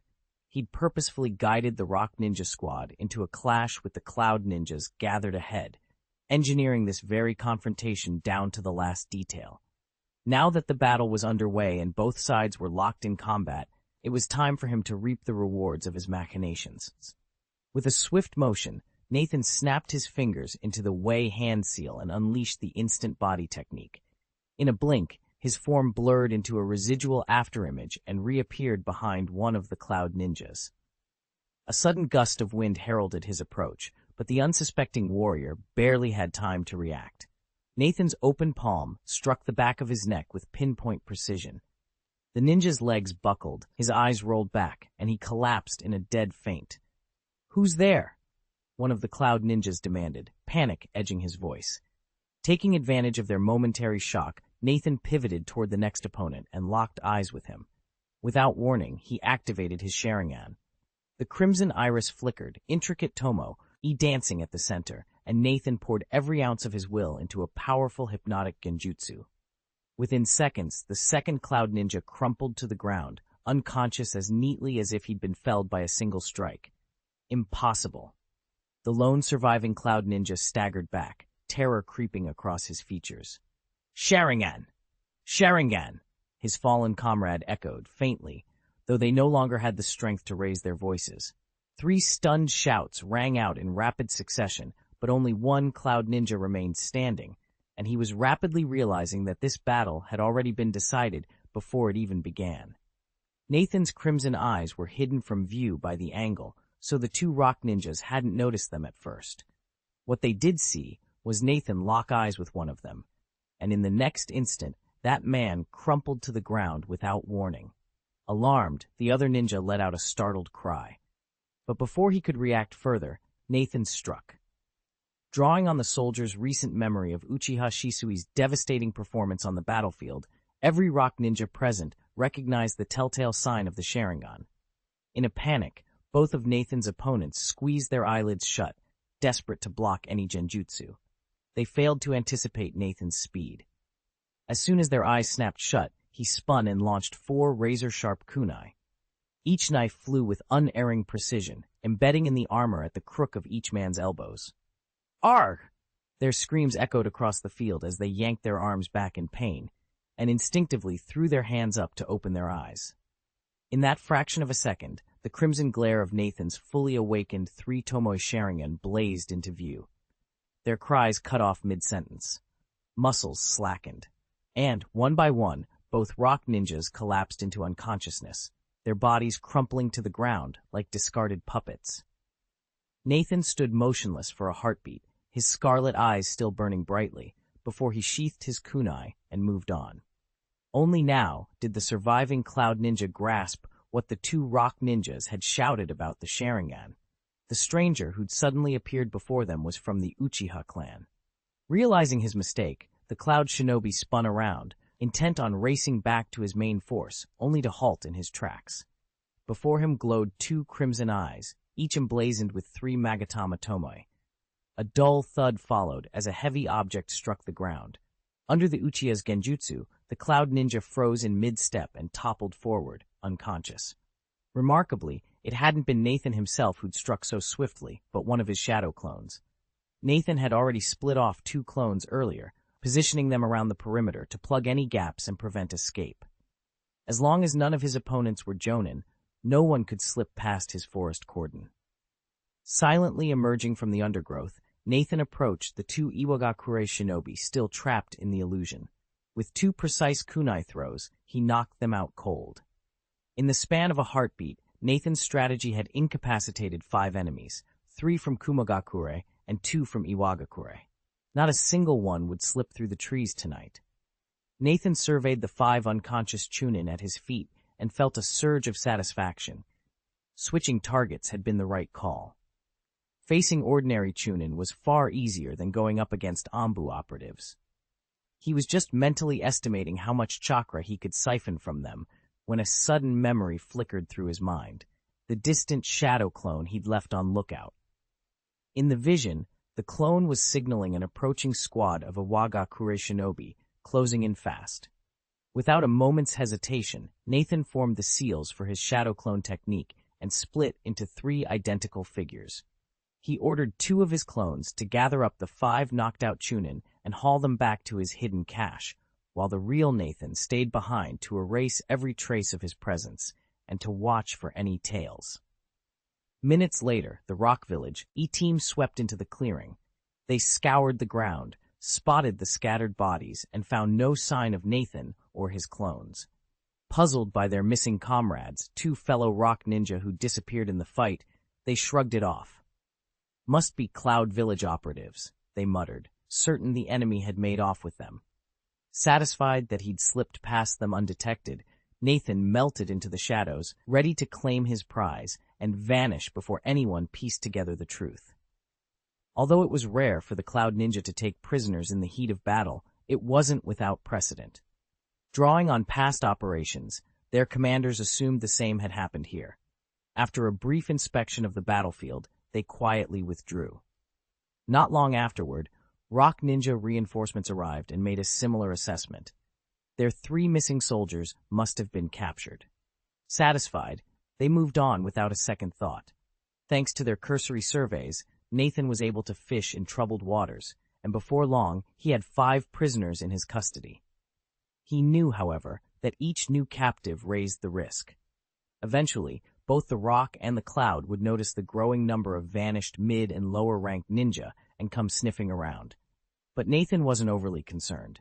He anticipated that the Rock Ninja would soon establish a full encirclement of the area. Once that trap was set, neither side would pay much attention to a handful of missing foot soldiers, giving him just enough cover to maneuver undetected. At that rate, he could take an even bigger leap, capture more prisoners, and further accelerate the evolution of his Sharingan. Nathan had no plans to train any other skills next. He intended to pour every ounce of chakra into perfecting the reflection of the heart technique. If everything went smoothly, he aimed to push it from level 6 to level 7 within days. It wasn't an unreasonable goal. After 20 days of focused practice, his proficiency had climbed from 3,175 to 6,975 points out of 10,000. He only needed the remaining 3,025 points to reach level 7. By his rough calculation, that would require about 484,000 chakra. The figure sounded daunting, but to Nathan, it was well within reach. Epilogue. Deep within the Bear Rock Cavern, Nathan eased his hand away from the last subdued rock ninja. He could practically feel the new surge of chakra settling into his system. A quick series of tests later, he'd tallied up exactly how much energy each of his 6 captives could supply per day. The Kirigakure Ambu operative, held under maximum restraint, could yield a hefty 12,000 chakra points. The 3 shinobi from Kumogakure averaged about 7,000 apiece, and the 2 rock village warriors combined for just 6,000. Add to that Nathan's own daily natural recovery of 17,000 points, and his total daily intake came to a solid 62,000 chakra points. By his calculations, without taking any further action, he could elevate his reflection of the heart technique from level 6 to level 7 in fewer than 8 days. Snare a few more captives in the meantime, and he could shorten that timeline considerably. It was precisely this margin that cemented his confidence. He would soon master level 7 of Reflection of the Heart, and with it, unlock an even greater catalytic boost to his Sharingan. By the time he mastered it fully, just one use might be enough to trigger the next evolution of his Sharingan, an evolution that would itself accelerate future awakenings. But that was a story for another day. Right now, upgrading the Reflection of the Heart technique from level 6 to level 7 would already grant a tremendous surge in his ocular power. The more refined his Sharingan became, the greater both its raw abilities and the potency of its illusions. Even if he paused training in every other skill, his strength would continue to climb. Nathan exhaled slowly, dispelling every stray thought. He formed 2 shadow clones and sent them on watch, one to oversee the clash between the Cloud and Rock ninjas on the main battlefield, the other to scout for fresh prey. Satisfied, he shut out the world and immersed himself in cultivation. Eyes closed, he cycled through the Reflection of the Heart technique again and again. With each repetition came new revelations, and with each insight, his Sharingan crept one step closer to the legendary Manjikyo. 3 days slipped by, in the blink of an eye. During that time, Nathan ventured out twice more, returning with 3 Cloud ninjas and 5 Rock ninjas. 2 of the Rock operatives turned out to be mere Jinin, yielding only 2,500 and 3,000 chakra points each. The remaining 6 captives were all Chunin, much like his earlier prisoners, and each provided roughly 6,000 chakra. Thanks to these new additions, Nathan's daily chakra pool swelled from 62,000 to 103,500 points. Had he secured them from the start, he'd have accumulated even more, but hindsight offered little consolation. Despite the delay, his dedication to the Reflection Heart technique paid off. Over the past 3 days, he'd earned 1,550 proficiency points, pushing him from level 6, 6,975, 10,000, to level 6, 8,525 flares, 10,000. At the current rate, 647 points per day. He'd need just over 2 more days to break through to the next rank. Cutting 2 days off the training schedule isn't bad at all, he mused, settling back into his meditation stance to continue his practice. Nathan felt a sudden surge of chakra ripple through the secret link he'd forged. Along with it came the memory of his shadow clone, what he'd been sent out to discover. Expecting to learn the location of fresh prey, he was instead met with far more urgent news. The Stone Village's forces were under siege, and the enemy was bearing down on their final line of defense. In just 3 days, the Hidden Cloud's elite Shinobi, personally led by the Third Raikage, had smashed through the village's first 2 defensive perimeters. They'd driven the front line from 200 kilometers out to less than 50. Lord Onoki's gambit had been audacious. He'd used the village itself as bait to lure in the Raikage's troops. Now, however, that very stratagem threatened to become a catastrophic trap. If the final line of defense falls and the Hidden Cloud Village's elite forces break through, even a siege by the Rock Ninja army would end in defeat. After all, every villager has friends and family somewhere. If the Hidden Cloud Shinobi refuse to surrender, the Third Raikage can simply take those civilians hostage to buy time. Meanwhile, fresh troops from the Land of Earth would close in from the outer perimeter, trapping the Rock Ninjas in a pincer movement. Under simultaneous attacks from within and without, the Hidden Cloud Village would be swept away, and the Third Raikage would claim a triumph like no other, showcasing just how much faith Onoki has placed in this strategy. Of course, the Third Raikage isn't foolish. He knows that the Rock Ninjas will dispatch reinforcements as soon as they learn of the breach. But even if those reinforcements departed at once, his calculations tell him they could not arrive within 5 days. That window, he believes, is more than enough. As long as the Third Raikage's forces could seize the Hidden Rock Village within the allotted time, victory was all but certain. Even if they didn't take it outright, they still had a safe window to withdraw before the village's reinforcements could close in and form an effective encirclement. That confidence is what drove the Third Raikage to press the attack so boldly. In theory, his plan was sound, provided the Hidden Rock Village remained unaware of the impending assault. But in practice, fate had already dealt him a losing hand. The moment their intelligence leaked, everything changed. Unbeknownst to the Raikage, the Hidden Rock army had already slipped out to surround his forces, laying a trap he never saw coming. Now the momentum on the battlefield was shifting decisively back to the defenders. With the Third Raikage's troops stalled in the Iron Ring, the village commanders faced a pivotal choice: execute the elite Cloud Ninja they'd captured, or ransom the Raikage himself. Nathan, who remembered the outcome from his past life, knew which path they would take. In the end, they spared the Raikage, sealing his fate in a very different way than anyone had anticipated. Nathan mused that his life would probably unfold just as before, but that thought barely registered. What truly occupied him now was the chance to turn this mission into a windfall. So far, his training had progressed smoothly. By its end, he could elevate his reflection heart technique to level 7 and meet his primary objective. Yet if he pushed a little farther, the payoff would be immeasurably greater. Once the mission concluded, he'd be back on the front lines under the watchful eyes of countless superiors and rivals alike. Any overt scheme would invite scrutiny. But if he dared seize the moment while both sides were distracted, he could siphon off a massive reservoir of chakra and catapult his Sharingan's evolution forward.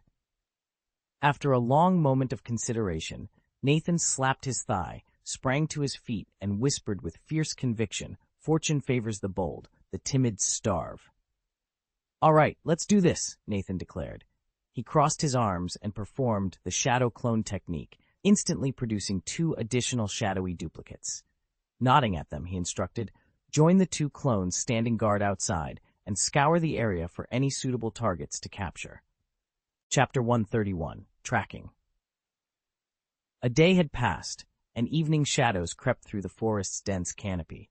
2 scouting teams, one from Iwagakure, the other from Kumogakure, had been tracking each other for hours, until at last only 5 shinobi remained on the battlefield, 3 from the Hidden Rock Village and 2 from the Hidden Cloud Village. The rock shinobi bore heavy wounds and moved with labored breaths, while their cloud counterparts, though fatigued, were in markedly better shape. Just as the two sides prepared to clash again, three figures materialized among the trees. Clad in identical black cloaks and featureless masks, they radiated an eerie stillness. Neither rock nor cloud shinobi could guess their allegiance. Before anyone could speak, or even raise an alarm, the newcomers struck. Working as one, the masked intruders launched a lightning-fast assault. Their swords sang through the air in swift, arcing strikes. Never meeting their opponents head-on, they danced and weaved around branches, exploiting every opening. Within moments, two shinobi lay incapacitated, their weapons clattering against mossy stones. The remaining three, already battered and exhausted, felt a chill of dread. Heartbeats pounding in their ears, they hesitated, unsure whether to press forward or fall back. In that brief instant of uncertainty, the black-cloaked trio had seized total control of the encounter. Before the trio could put their plan into motion, their masked opponent in black, the shinobi known as Nathan, suddenly dropped back, creating distance. Calmly, he began weaving hand seals, the air around him humming with latent power. The three enemy ninja froze. They'd been beaten mere moments ago and hadn't had the chance to launch any ninjutsu of their own. But now Nathan's retreat offered the perfect opening. They swept up their arms and began forming seals in response. Then, everything changed. Through the narrow eye slits of Nathan's mask, the inky black of his eyes flared into a vivid, blood-red glow. Three jet-black megatama swirled at the center of each iris. "Sharingan?" the trio screamed. They tried to look away, but it was too late. A searing pain ripped through their bodies as if massive iron nails had been driven straight into their limbs, pinning them in place. They had fallen victim to the Uchiha clan's legendary illusion, the iron chain technique. The lead ninja choked out the words, voice trembling with pain and awe. Are you Uchiha clan shinobi? Why did you attack us?" One of the cloud ninjas groaned, teeth gritting against the pain. The three figures in black robes didn't even bother to look at him. Once they had the situation under control, they vanished in unison, only to reappear behind the three cloud ninjas and knock them out with a series of muffled thuds. The two rock ninjas who'd fallen earlier were subdued just as swiftly. With the enemies neutralized, the three black-robed warriors relaxed and seamlessly shifted back into their true form. They were shadow clones of Nathan. But the total count didn't end there. High in a nearby tree, a fourth shadow clone watched silently, Sharingan activated, tracking every movement on the battlefield to guard against any unforeseen threats. A sudden gust of air heralded the cloaked figure's descent. Using the body flicker technique, the tree-bound clone rematerialized beside his counterparts. He surveyed the fallen cloud and rock ninjas, his voice low and urgent. "Clear everything up, quickly. It won't be long before reinforcements arrive." "Right." Without another word, the three ground-level clones sprang into action, obliterating corpses' weapons, erasing footprints, and dismantling any evidence of their presence. The battlefield grew eerily clean in mere moments, as if no fight had ever taken place. Their movements were precise and practiced, as if they'd done this 100 times before. In fact, they had. Nathan had originally assigned them only the scouting, find suitable targets, then wait for him to swoop in and make the capture. But after a few successful raids, his prisoner count, and with it his daily chakra reserves, swelled, stretching his training sessions ever longer. Before long, he simply didn't have time to play field agent. So Nathan turned the entire operation over to his 4 shadow clones. They all shared his memories and had honed their combat skills to rival his own. Since Nathan favored speed and stealth over head-on brawls, he trusted his duplicates to handle any injuries, and they never disappointed. Working in perfect sync, the quartet made short work of the mission. A few minutes later, the clearing was spotless. The clones erased every trace of their passage, bundled 3 unconscious shinobi from the village hidden in the stones and 2 from the clouds, then slipped away into the night. What they didn't know was that not long after they departed, a lone rock ninja arrived on the scene, too late to stop them, but just in time to raise the alarm. Nathan surveyed the strangely spotless battlefield and frowned. His bold abduction had set the rock village on edge, and they dispatched a veteran shinobi to get to the bottom of it. Finding no obvious clues among the bodies and broken equipment, the elder ninja bit his thumb, formed the 5 hand seals, Hai, Shu, Yu, Shen, Wei, and slammed his palm onto the ground. Blood served as his catalyst for the summoning technique. In an instant, dozens of palm-sized mice appeared, their sleek black fur gleaming, eyes bright with uncanny intelligence. The Rock Village elder crouched, scooped one into his hand, and murmured, "Xiao-Qi, pick up the scent of those intruders." The little mouse twitched its whiskers, sniffing furiously, then let out a series of sharp squeaks. The shinobi glanced around at the fallen, counted the bodies in a single breath, and asked, "Which way did they go?" Xiao-Qi answered with another squeak, stretching a tiny paw to point toward the dense tree line, the very direction Nathan's 4 shadow clones had melted into the forest's undergrowth. Senior Ninja Goro of Iwagakure beamed as he stroked the little mouse nestled in his palm. "Well done, Chi. Here. This is for you."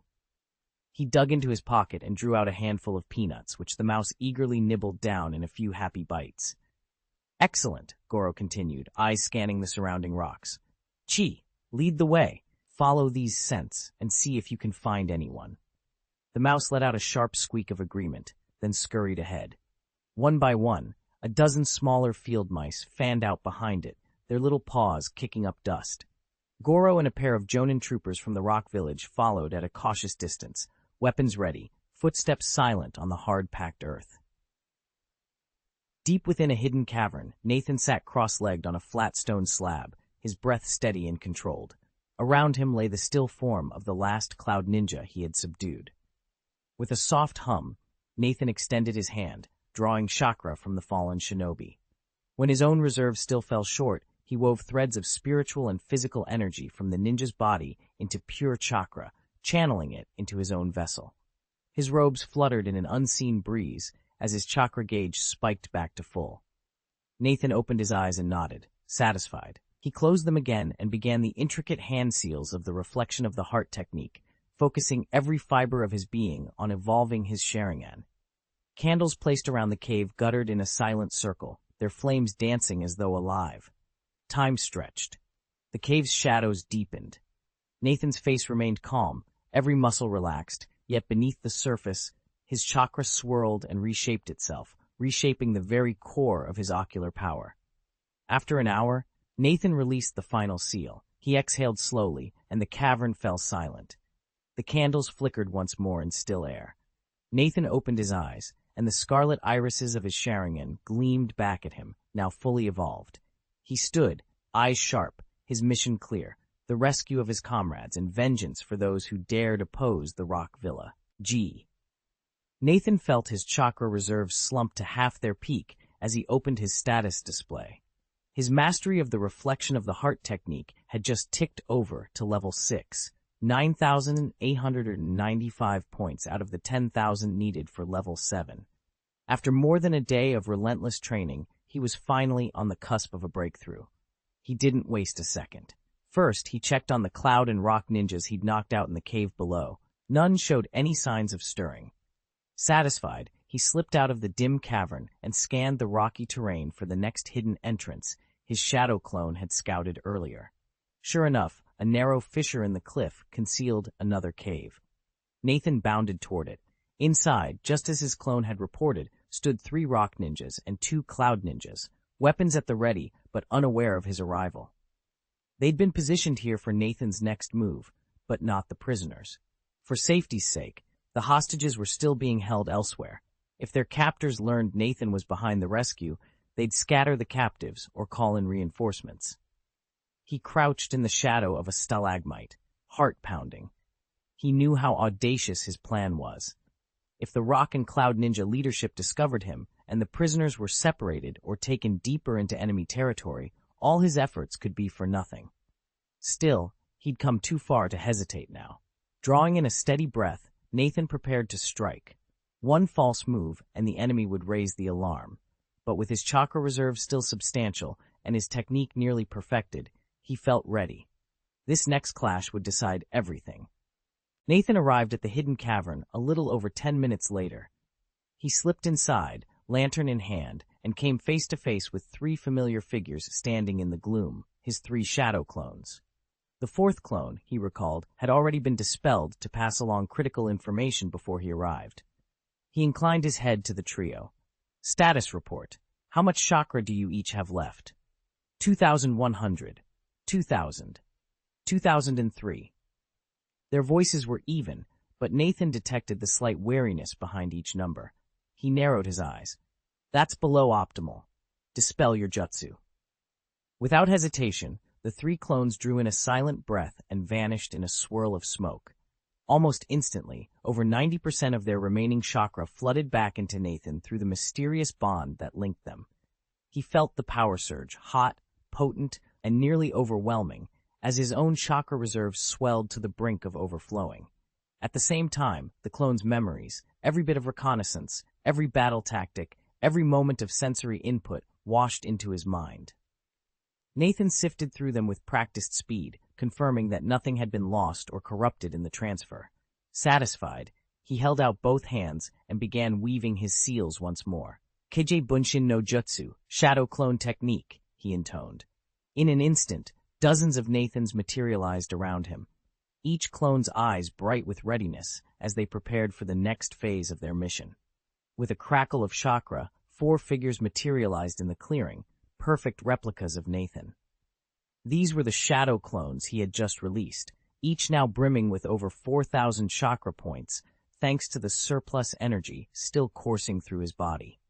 Having refreshed their reserves, he dispatched them to continue the capture mission while he turned his attention to training. First, however, he needed to replenish his own chakra. Slipping among the unconscious Cloud and Rock Shinobi sprawled across the battleground, Nathan knelt beside the nearest one. Both hands moved fluidly into seals as he initiated the chakra absorption technique. Fine, tendril-like receptors of chakra extended from his palms, drawing out the dormant energy of 5 fallen opponents in rapid succession. In under 30 seconds, his reserves swelled from just over 4,000 points to more than 20,000. Satisfied, he released the seals, closing off his absorption channels. He rose, scanned the forest around him, and settled on a flat, moss-covered stone. Sitting cross-legged, he grounded himself and began the reflection heart technique. This advanced meditation required him to empty his mind, to become like still water, reflecting every impulse of his chakra without distortion. His chest rose and fell in measured rhythms as he internalized the flow of energy, each cycle of breath deepening his concentration. 1 repetition, then 2, then 3. Minutes stretched into an hour of perfect quiet, broken only by the rustle of leaves overhead and the steady cadence of his heartbeat. Time seemed to slow as Nathan delved ever deeper into the silent symmetry of his own mind and chakra, honing the very core of his shinobi art. Nathan executed the reflection heart technique 60 times in rapid succession, driving its mastery from level 6 and 1,895 10,000 to 9,955 points. He watched with burning anticipation as the technique inched ever closer to level 7, but he forced himself to stop. His chakra reserves were already down to half their former strength, and in these uncertain circumstances, he couldn't afford to exhaust them completely.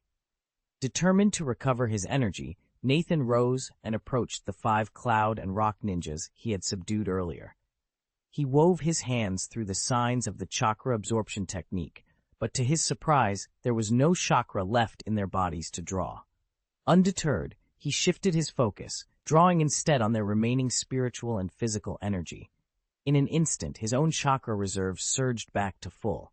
Replenis. Head, Nathan resumed his cultivation. Over the next half hour, he cycled through the reflection heart technique again and again.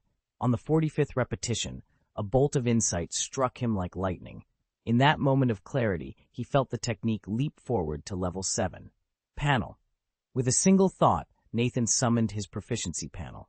The pale blue interface flickered into existence, displaying his current stats. Name, Uchiha Nathan. Age 11 attributes. Physical strength 11, spirit 15, from 14.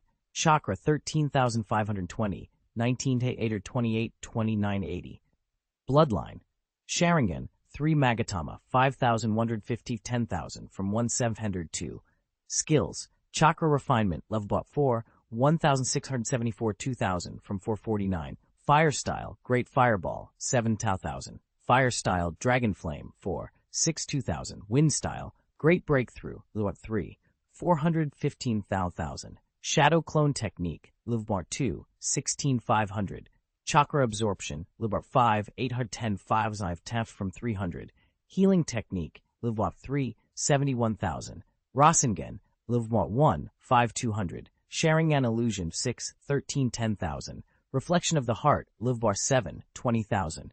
From Liv 6, 3,175, 10,000. Swordsmanship, Lemlive, 1,025, 5,000. Chakra Control, 410, 2,000. 3 Body Technique, Flash Body Technique, Element 4. Ninja Tool Throwing, 5. Fire Style, House of Fire. Magic Shackle Technique. Nathan's eyes traced the numbers. A warm tingle of satisfaction spread through him as he noted the rise in his spirit. "It's improved," he murmured, a small smile forming on his lips.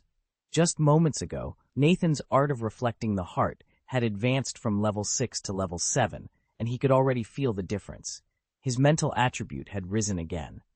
The first time his technique jumped from level 5 to 6, he'd noticed only a slight increase in mental strength. This time, however, the boost was noticeably larger. "This is an unexpected bonus," Nathan murmured to himself as he closed his eyes and focused on the subtle currents of spirit energy flowing through him. After a moment's concentration, he opened his eyes, a mixture of satisfaction and concern crossing his face. Thanks to this upgrade, his chakra capacity would soon climb by another 6,000 points, bringing his maximum to 35,000. Equally significant, his daily chakra regeneration rate, the direct result of his mental attribute rising from 14 to 15, would jump from 17,000 to roughly 21,000 points per day. On the one hand, that was fantastic news. On the other hand, with power growing so rapidly, he'd need to train even harder to control and refine this newfound strength. Nathan allowed himself a small, determined smile. The real work was only just beginning. With the latest boost to his spiritual attribute, the gap between Nathan's spiritual and physical stats had grown even wider. After his Sharingan evolved to 3 Tomei, his mental score had outpaced his physical by 3 points. Now it was 4. And it wouldn't be long before his Sharingan evolved again, driving his spiritual power through the roof and stretching that gap even further. But Nathan knew the danger all too well. Uchiha Itachi had awakened his Mangekyo Sharingan too young. His overwhelming mental power placed unbearable strain on his body and triggered a hereditary illness. Nathan had no wish to follow that path, no desire to depend on medicine just to keep a genetic disease at bay. Not every shinobi with a Kekkei Genkai falls prey to the so-called bloodline sickness, but prodigies are far more vulnerable. He stole a glance at his progress bar. 5,115 out of 10,000. The evolution to the next stage was drawing ever closer, and with it, the stakes had never been higher. Nathan felt a thrill as the reflecting heart technique leaped from level 6 to level 7. Just as he'd anticipated, its power to accelerate Sharingan evolution had grown stronger still. Now, with every training session, his Sharingan edged a little closer to its next stage, the kaleidoscope form. He ran the numbers in his head. To earn the roughly 5,000 proficiency points needed for that evolution, he'd have to spend about 800,000 chakra. Given his natural recovery rate of 21,000 chakra per day, Nathan could reach that total in just 40 days, even without drawing on any outside chakra reserves. If he did tap external sources, the time frame would shrink further. By anyone's standards, those results marked him as a prodigy. But prodigies who push their bodies past the breaking point risk severe injury, or worse. Nathan had no intention of gambling with his health. Strengthening his physique attribute, he decided, had to come first.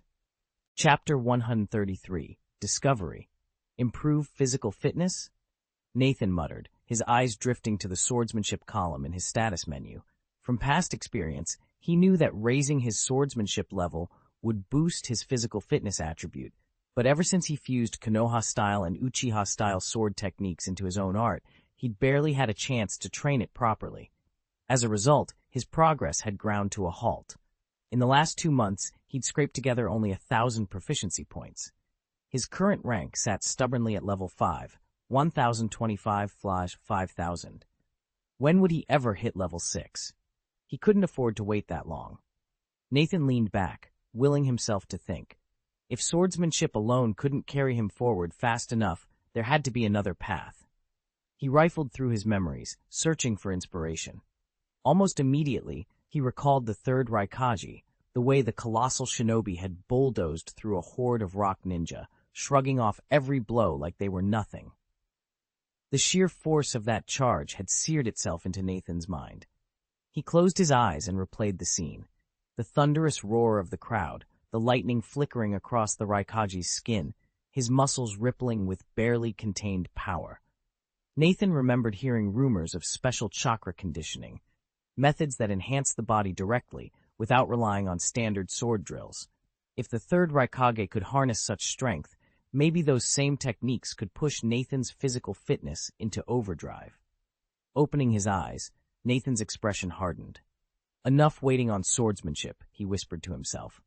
Time to find a way to train my body directly.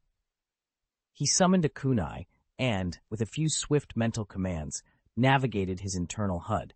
Every hidden node, every obscure skill tree, he would examine them all.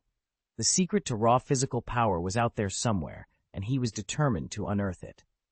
Clutching the kunai in one hand, Nathan set his jaw. He would discover the key to the Raikage's legendary endurance, unlock the pathway to rapid physical growth, and break through his current plateau. No matter how deep he had to dig, he would emerge stronger than ever. Given Nathan's imposing physique, no one could seriously claim his body attribute wasn't through the roof.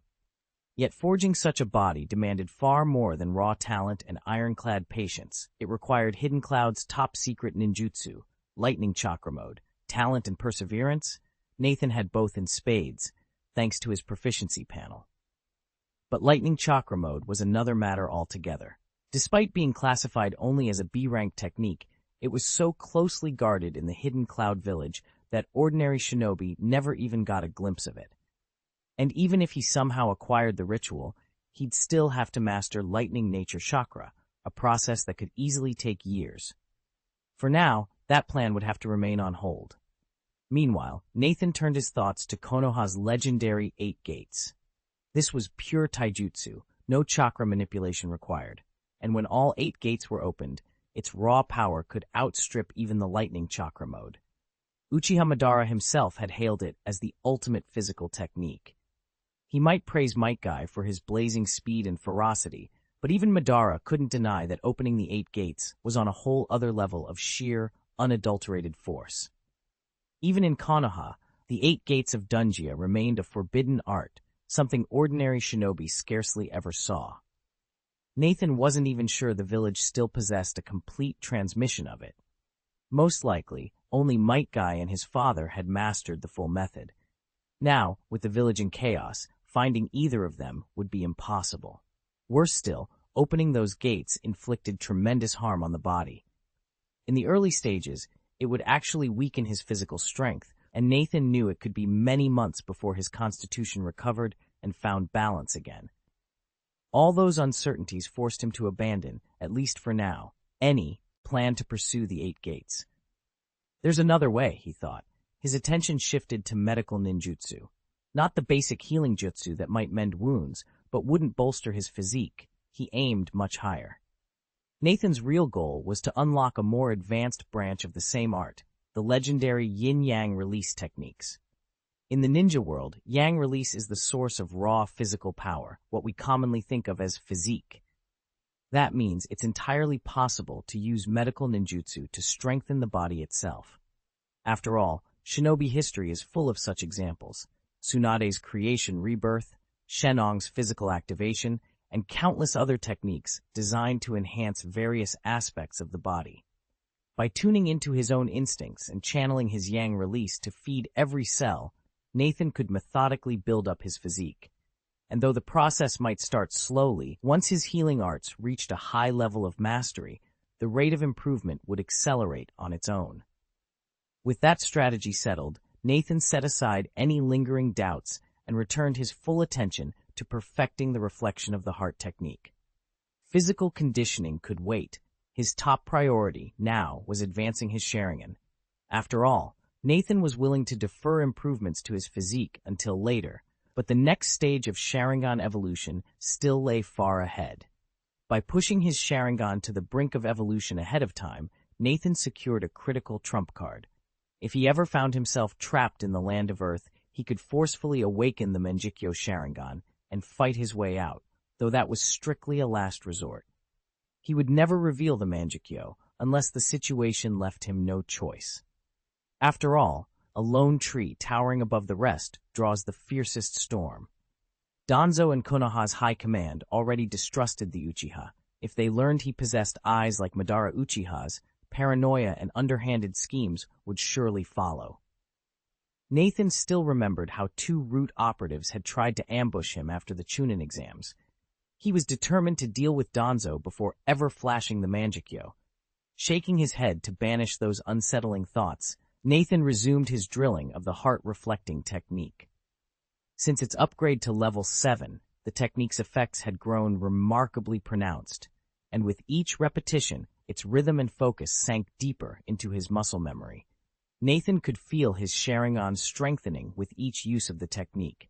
The unique chakra flooding his mind now far exceeded what he'd experienced at level 6. Time slipped by, and 20 minutes later, he finally released the jutsu and opened his eyes. His reserves had fallen to just over 9,000. He rose and strode toward a nearby cloud shinobi. In an instant, he formed the necessary seals, pressed his palm to the man's chest, and unleashed the chakra absorption technique. Mental and physical energy streamed from the ninja, were transformed, and flowed directly into Nathan's chakra network. Within a few breaths, nearly 4,000 points had been restored. Nathan glanced at Yunren. Her fury was plain to see, and then withdrew his hand. He moved on to the next target, a rock shinobi standing closest to him. As he reached out to draw the man's energy, a faint rustling sound came from beneath the rock ninja's armor, like some small creature skittering just out of sight. Nathan's senses snapped to full alert. In an instant, his Sharingan flared to life, and he found the dagger at his waist, magically twining into his hand. Every muscle tensed as he pivoted, eyes scanning for danger, only to lock onto a tiny creature with jet-black eyes peering back at him. "A mouse?" he whispered, relief washing over him as he eased his grip on the blade. The little rodent seemed equally startled, its whiskers trembling.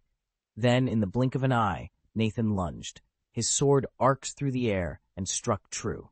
The rodent's tiny body quivered as crimson blood spattered across the ground. A shrill squeak pierced the night before the creature vanished as if it had never existed. Nathan stood motionless, staring at the spot where the mouse had been. His heart pounded. "A psychic beast," he said quietly, evening out his ragged breathing. A frown tugged at his lips. He hadn't expected such danger to emerge from something so unassuming. Chapter 134. Bluffing. Squeak! No sooner had Nathan's summoned rat been gravely wounded than 2 more rodents darted out from beneath the other rock-clad ninjas. They bolted toward the cave mouth with astonishing speed. Nathan honed his senses on them, and discovered that, unless he stared directly at one, he couldn't detect its presence. Part of the problem was their small size and weak energy signature, but more importantly, they possessed a natural talent for suppressing their breaths and masking their auras. That explained why he hadn't noticed them sneaking in while he was training. Relieved to have identified the flaw, Nathan quietly exhaled. Then, with a sharp flick of his wrist, he sent 2 shurikens whistling through the air. Each blade struck true, pinning the rats just as they slipped from his view. Their frantic squeaks trailed off as Nathan sprang from the cave. Nathan could have been a little greedy. He knew he could completely drain the chakra and physical strength from the 2 cloud ninjas and 3 rock ninjas before making his exit, but he chose to bolt from the cave the moment he realized the danger. His caution proved wise. No sooner had he cleared the tunnel than a volley of kunai streaked toward him. In the fiery glow of the attacker's Sharingan, Nathan caught sight of explosive tags affixed to each blade. Without a second's hesitation, he rolled aside, then sprang away in a single powerful leap. Behind him, muffled booms erupted one after another, fiery bursts shattering rock and sending the cave entrance crashing inward. If he'd lingered for that last scrap of chakra, if he'd believed his opponents entirely subdued, he'd now be entombed. Clearly this shadowy assailant cared nothing for the cloud or rock shinobi he'd just robbed. Nathan tightened his fists. Now, he only had one question. Which side did this mysterious figure serve? Nathan frowned as he glanced toward the source of the kunai. A moment later, a dusty shinobi from Iwagakure came into view, no doubt alerted by the rat he had sent ahead. Nathan had been careful not to approach too closely, hoping his summoned beast would scout the area first. When the little rat returned, grievously wounded and squealing its alarm, the jonin dashed forward. But Nathan had been faster. The cave's narrow entrance prevented his opponent from blocking him in time. Now, with the two of them facing off, Nathan noticed movement out of the corner of his eye. A dozen rats darted in from behind, forming a living barrier around the jonin as they chattered and squeaked. To Nathan's surprise, the veteran shinobi seemed to understand every squeal, his features flickering through confusion, disbelief, and finally, anger. He glared at Nathan, teeth clenched. "Uchiha brat," he spat, "you really did it. You killed Xiaoqi." Nathan's breath caught. "Xiaoqi? Killed?" He stared at the jonin, stunned. Then realization struck. That must be the name of his own summoned rat. But it couldn't be simply wounded. It was dead, and now the jonin knew. End of chapter. After Nathan completed his technique, his opponent had already dispelled the summoning jutsu and slipped back to safety. Nathan had half expected them to spare his life, but their blades still pierced his defenses. A voice, cold and contemptuous, drifted toward him. "Meanwhile, the 3 Iwagakure shinobi you sent are still trapped at the bottom of that cave. Their whereabouts? Unknown. And here you are, fretting over the death of a summoned beast." Nathan shook his head. This was classic Iwagakure.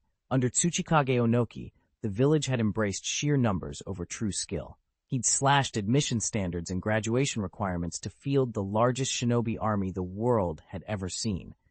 The trade-off was brutal, inconsistent training and a disposable underclass of ninja. To the elite, these rookies were expendable tools, sometimes intentionally sacrificed to drain an enemy's chakra and stamina.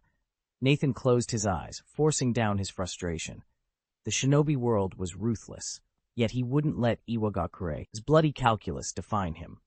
He had fought for every ounce of his strength, and he would fight on. Nathan sized up his opponent, a hardened Iwagakure jonin who clearly believed that once his quarry showed any sign of weakness, he'd handle the kill personally. The 3 bound rock ninjas at his feet barely registered with him, disposable pawns compared to the prized summoning they'd captured, a giant mouse beast.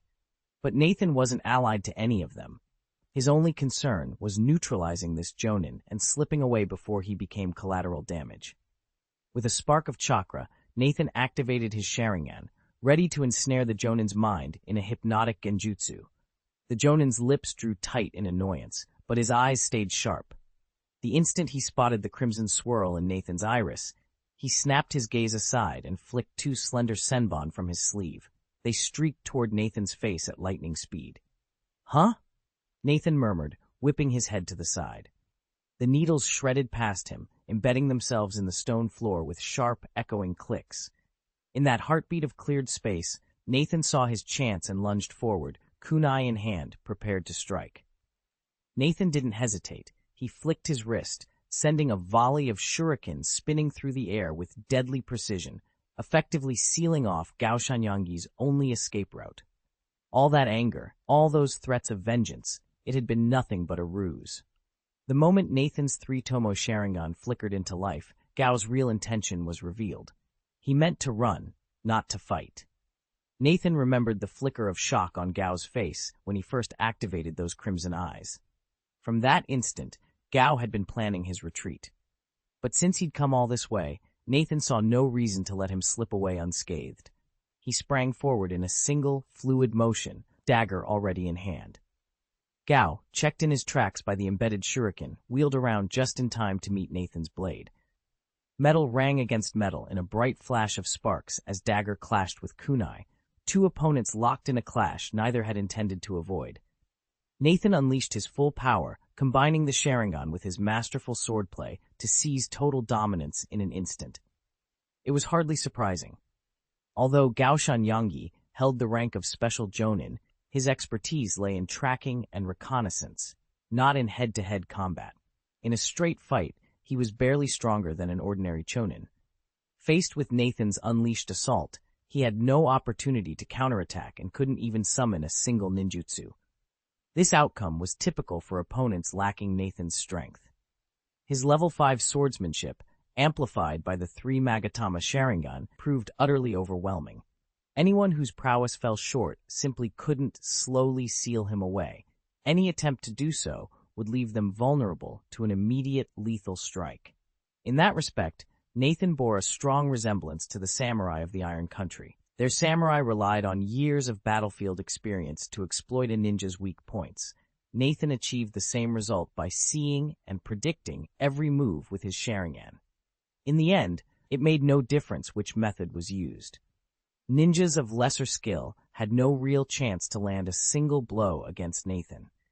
Once he decided to press the attack, they were finished before they even knew what hit them. Chapter 135, Reaction. A wet, slashing sound cut through the tense stillness. The dagger had pierced Gao Shanyangi's heart. He stared down in horror at the blade buried in his chest, mouth opening in a futile attempt to cry out. Only dark blood spilled between his trembling lips. Nathan's expression remained cold and unreadable as he gripped the hilt. With a single, practiced motion, he withdrew the dagger. Gao lurched backward 2 steps, shock and unwillingness warring in his eyes, but strength abandoned him, and he crumpled to the ground. Nathan didn't hesitate. He knelt by the fallen man and began forming the precise hand seals of his fire escape technique. "Great fireball," he murmured. In an instant, a roaring orb of flame, nearly 2 meters across, materialized in front of him. He thrust it toward the corpse, and it struck with a sizzling roar. The heat was overwhelming. Flesh and clothing blackened, bones cracked, and smoke curled upward. When the fire finally subsided, Gao Shanyangi lay charred beyond recognition. Nathan rose and watched the dying embers. He didn't need to burn the body to ash. His goal wasn't total incineration, but to protect the secrets hidden in Gao's mind. Even this level of destruction would keep Hidden Rock Village from recovering the memories he'd absorbed. He pocketed his dagger and stepped back into the shadows. Concealing the fact of Gao's death had never been his concern, and realistically, he couldn't have hidden it anyway. Satisfied that no one would now pry into the fallen man's memories, Nathan turned and departed. The night would swallow his trail, just as it had guarded his path here. Nathan surveyed the scene with cool detachment. A handful of rats still scurried away from the carnage, enough to lead the Hidden Rock Village back to this spot. If they followed those tracks, they'd uncover what had happened to Gao Shanyangi. Trying to cover up his involvement now would cost more effort and risk than it was worth. Inside the cavern lay several villagers in a deep coma. They didn't remember what Nathan had done to them, but residual chakra signatures could give him away. The only way to guarantee his secret remained safe was to eliminate all traces, alive or unconscious. Harvesting their chakra slowly might sound tempting, but each extraction left new trails a skilled tracker could follow. One clean solution minimized risk and conserved his strength. At the mouth of the cave, Nathan paused beneath the jagged overhang. He closed his eyes, centered his chakra, and drew it into his right palm. Within moments, he had shaped it into a dense, spiraling sphere, the Rasengan. Tendrils of blue energy crackled against his fingertips. Opening his eyes, he pressed the glowing orb into the loose gravel. The Rasengan's force rippled through the stone and earth, welding the collapse shut in a smooth, silent wall. When the light faded, the cave was nothing more than a sealed fracture in the mountainside. Nathan stepped back, arms folded, and watched the rock face solidify. No open entrance, no survivors, no evidence, nothing but a silent, lifeless tomb hidden from prying eyes. Nathan pressed forward, channeling a spiraling force of chakra into his palm. In an instant, loose gravel and shattered rock flew outward as the Rasengan cut through the tunnel wall.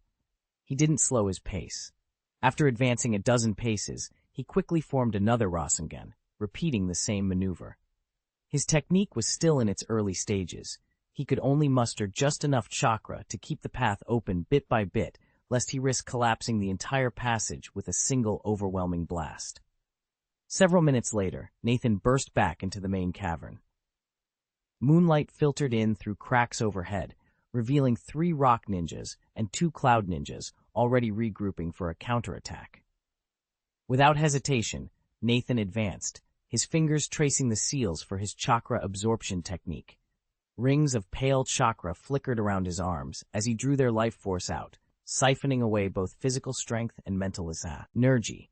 Within moments, his reserves surged past capacity. Chakra trembled beneath his skin like a rising tide.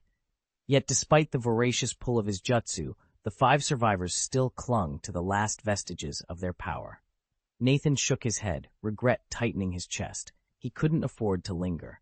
With swift precision, he drew 5 kunai from his belt and let them fly in a silent arc. Each blade found its mark, piercing heart centers before the ninjas could even scream. One by one, their bodies shuddered, then went limp. Nathan sheathed his weapons and exhaled slowly. The cavern now lay eerily quiet, the only sound the distant drip of water from the cave ceiling. He paused for a heartbeat to steady his breath, then turned toward the deeper darkness beyond. There were still allies to find, and dangers ahead that would test him even further.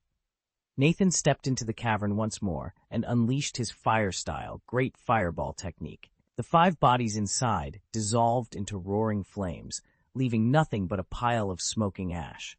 Satisfied, he slipped out of the cave, but he didn't head straight for his next hideout. Instead, he looped around the area several times, glancing into every shadow and tunnel entrance until he was certain no patrols or other unwelcome surprises were following him. Only when Nathan was sure he was safe did he glide to his new refuge. Inside, a handful of captured shinobi, veterans from both the Cloud and Stone villages, were already beginning to stir. By his calculations, they'd recovered enough strength to endure the next phase of extraction. Thinking of the power he still needed, Nathan's pace quickened. He slipped into their chamber and, without hesitation, prepared to begin another grueling round of training. That night, in a small chamber deep within Iwagakure's headquarters, known as the village's last line of defense, a stoned village jonin stood at rigid attention before an elderly figure seated at a low desk. "Elder," the jonin called, voice echoing off the stone walls. The old man looked up from the stack of scrolls before him. A faint smile creased his weathered face. "Ah, Ishikawa," he said warmly, setting the documents aside. "What news do you bring?" Kawaishi stepped into the elder's private chamber, the tension evident in his straight-backed posture and furrowed brow. The elder, seated behind a low wooden table, looked up sharply. "What's the matter?" the elder asked. "Elder," Kawaishi began, bowing his head. "Something's gone wrong with Yang Yi." At the name, the elder's brow furrowed. After a moment, recognition flashed across his features. "You mean Gaoshan Yang Yi? What's happened to him?"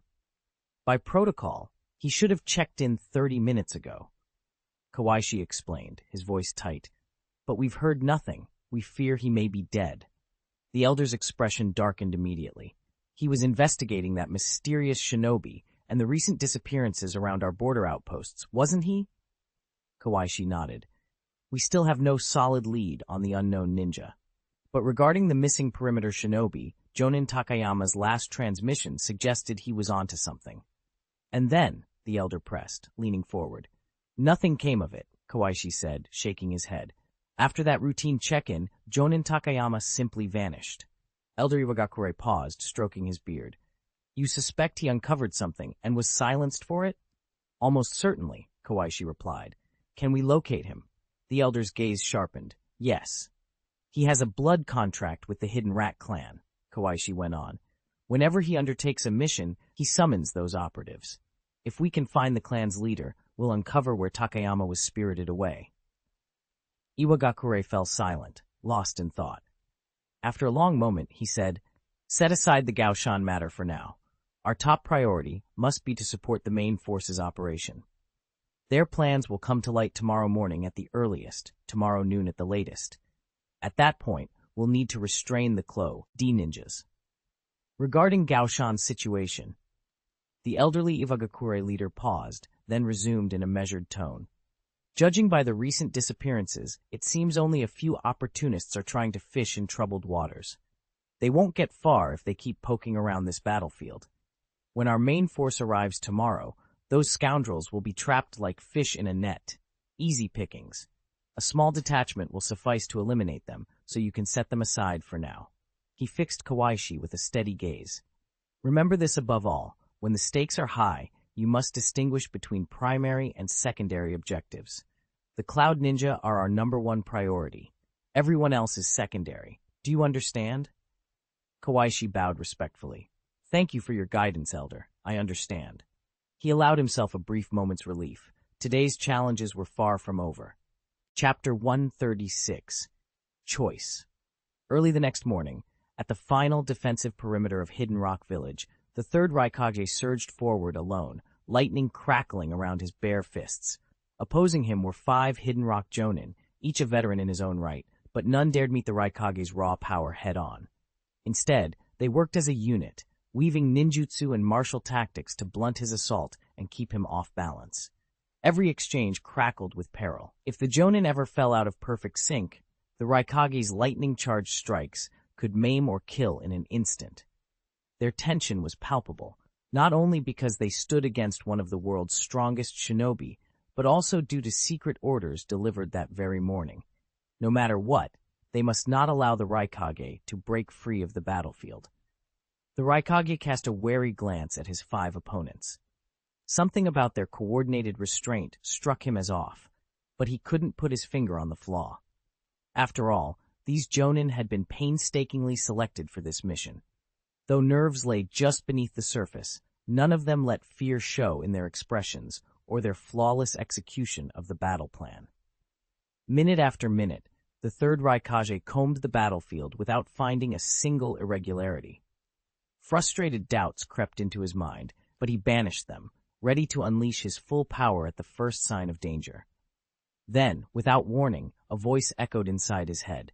Third Raikage, urgent report. Return to headquarters immediately. He recognized it as Commander Wei, one of his trusted officers versed in the rare mind transmission art.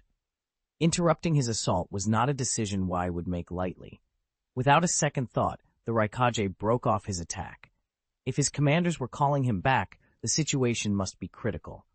He vaulted skyward, leaving the battlefield behind, and headed straight for headquarters to assess whatever crisis lay in wait.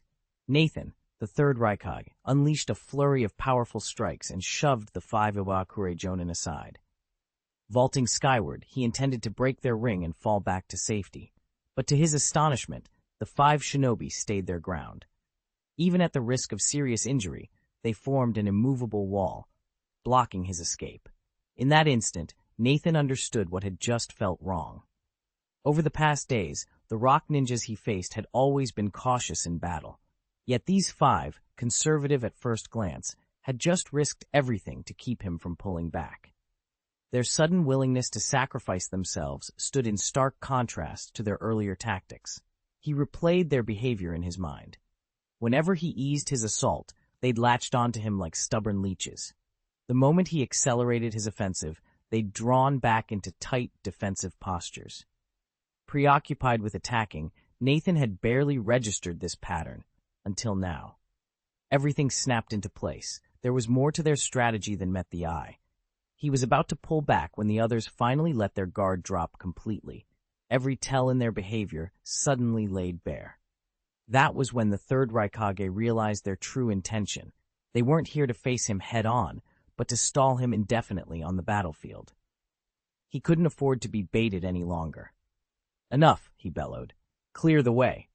Before the last word left his lips, he unleashed the pinnacle of his lightning chakra mode. A fierce crackle crackled through the air as pure electrical energy cloaked him in an impenetrable armor.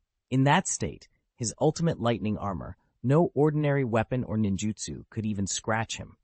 Not even the most potent wind techniques designed to counteract lightning release could penetrate his defenses. With a blazing flash and a thunderous boom, the third Raikage vanished from the 5 Iwagakure shinobi's sight, leaving them staring at empty air in stunned silence. 2 Iwagakure Jonin never even had a chance to react before the third Raikage struck. They were obliterated mid-air, eyeless before they hit the ground. The 3 surviving Jonin froze at the sight. Their orders had been to hold the Raikage back, but only if there was hope of success. Against that overwhelming power, what chance did they have?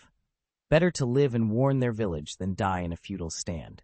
The third Raikage swept his gaze over the stunned shinobi, snorted, and turned on his heel without a backward glance. Humph. From a short distance, Nathan watched the Raikage's retreating form. His 3 Magatama Sharingan shimmered ominously, and he shook his head in silent frustration. Then he formed the hand seals for his next move. Shadow Clone Technique.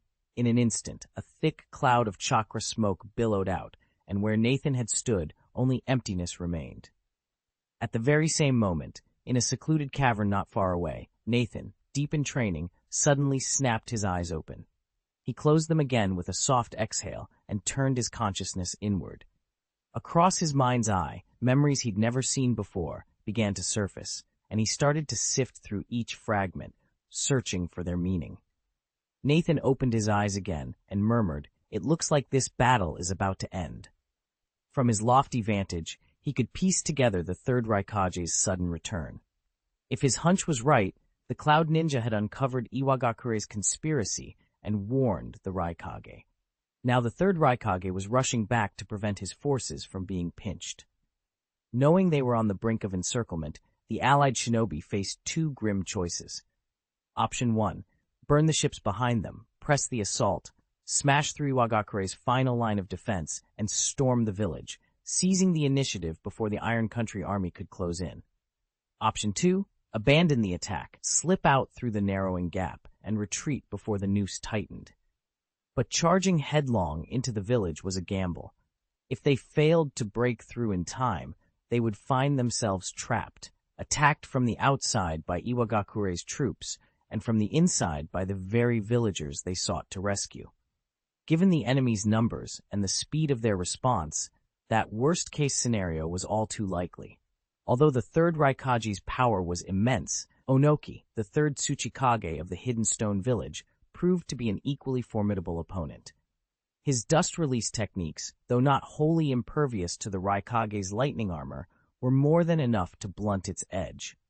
With the village's final defensive lines holding firm, the Raikage found himself unable to force a breakthrough. Realizing direct assault was futile, the Cloud forces faced only one other choice: a tactical withdrawal. But slipping away would be no easy task. The stone shinobi arrayed before them would not permit an unchallenged retreat, and any attempt to pull back under heavy fire promised steep casualties. The Cloud ninjas would pay dearly if they tried to flee. Nathan watched from the sidelines, his mind racing. With both armies locked in fierce combat, the battlefield would erupt into chaotic skirmishes. Exactly the cover he needed. He would have far more room to maneuver, easily, and he was certain the Cloud leadership wouldn't leave the Raikage alone to guard their rear in the midst of this confusion. Seizing the opportunity, Nathan began to lay out his plan.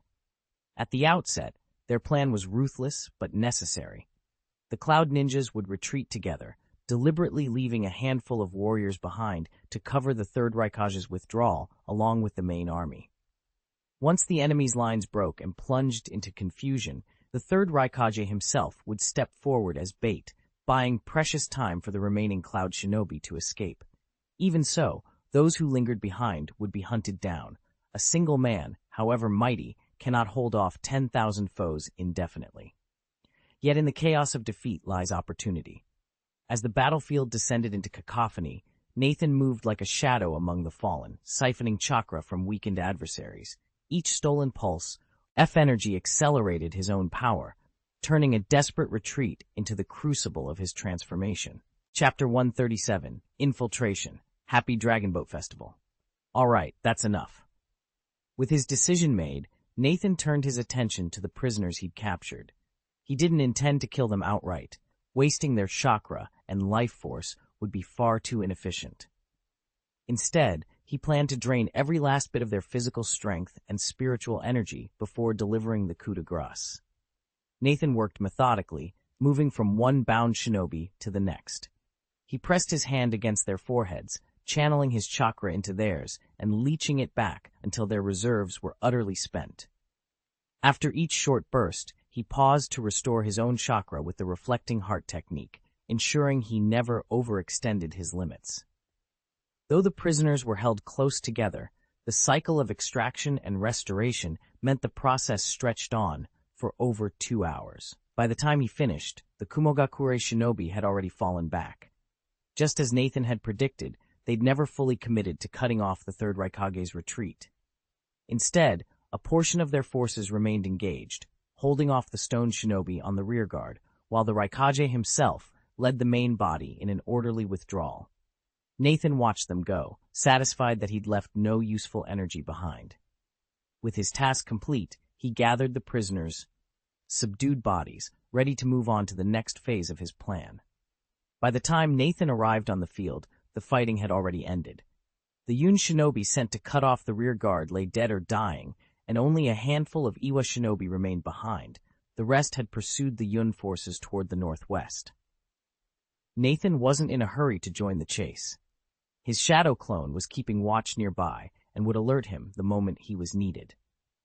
As he surveyed the scene, Nathan's eyes fell on the injured Iwa shinobi being carried back to the rear lines. An idea struck him. If he could slip into Iwagakure's medical corps, those wounded warriors would make perfect chakra batteries.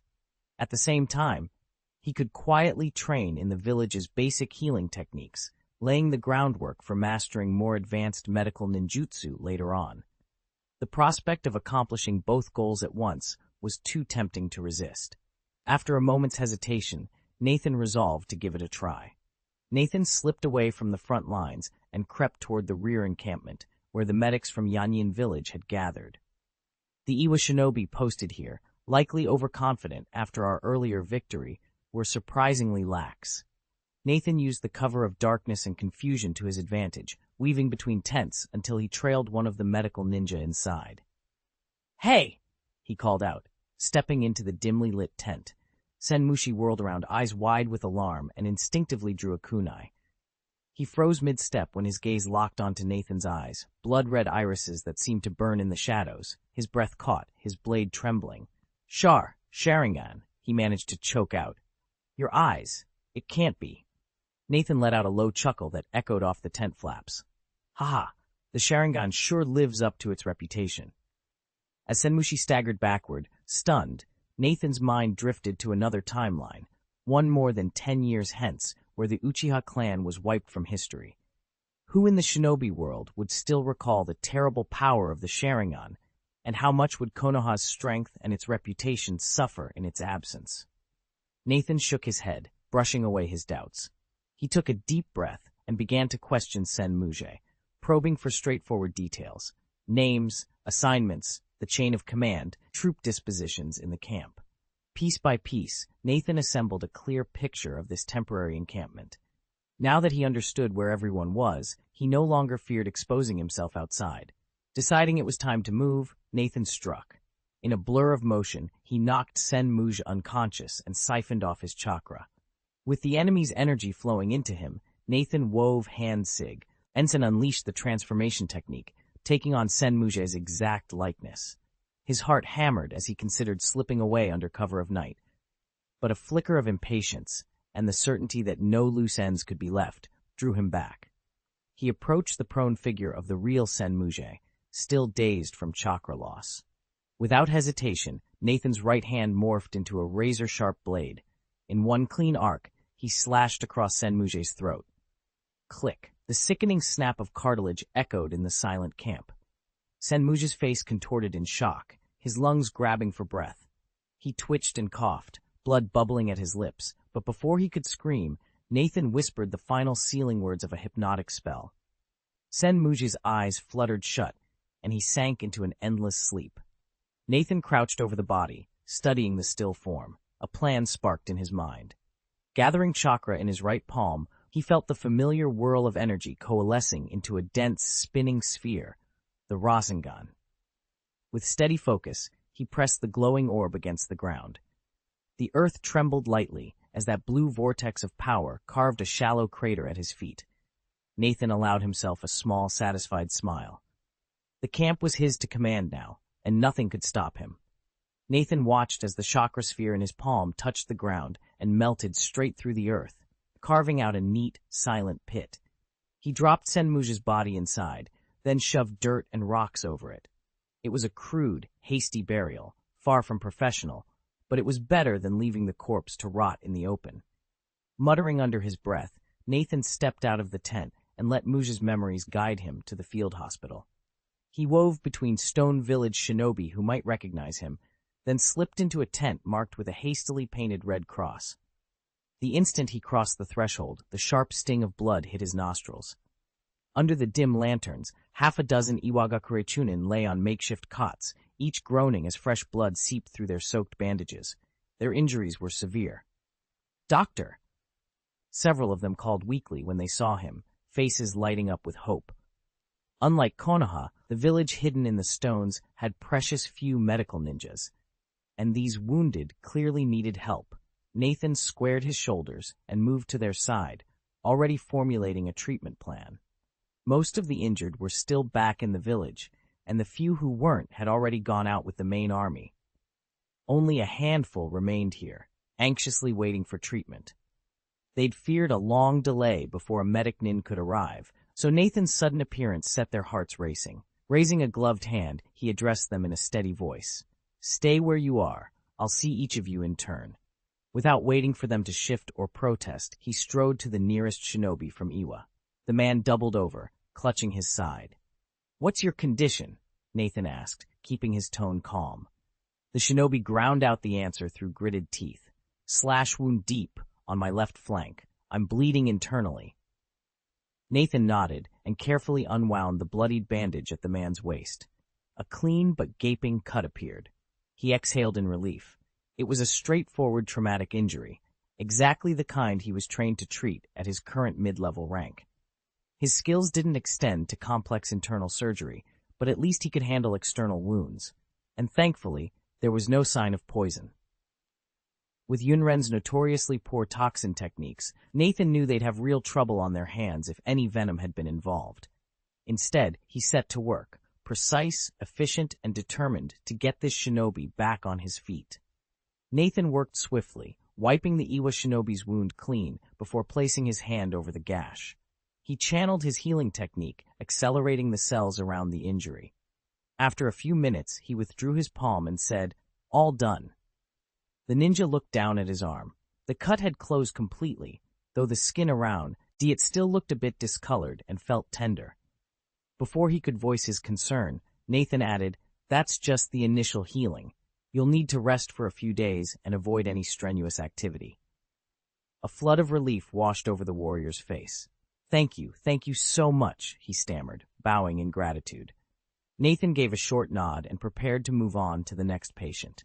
Then, almost on instinct, he stopped in his tracks. He turned back to the man on the cot, as if he had something important to say, yet when he opened his mouth, no words came out. Instead, he merely stood there, staring. Chapter 138, Secret Entry into Chenkang. Nathan sat in the makeshift infirmary, the air thick with sweat, antiseptic, and the muffled groans of wounded shinobi. Across from him lay a seasoned stone village ninja, recently patched up but still pale with pain. Sensing Nathan's hesitation, the veteran leaned forward. "What's the matter?" he asked, voice taut with concern. Nathan cleared his throat and forced a small, embarrassed grin. "Well, you know how many injured we have after this last battle, but there are only a handful of medical ninjas here. I want to help every one of you, to ease your suffering, but—" He trailed off, scanning the other patients' anxious faces. "But what?" the stone ninja prompted. Nathan took a steadying breath. "I don't have enough chakra to treat everyone." A heavy silence fell over the cramped room. "Then what can we do to help?" another wounded shinobi called out, his arm in a makeshift sling. Nathan's eyes brightened. He reached into his pack and retrieved a small leather pouch.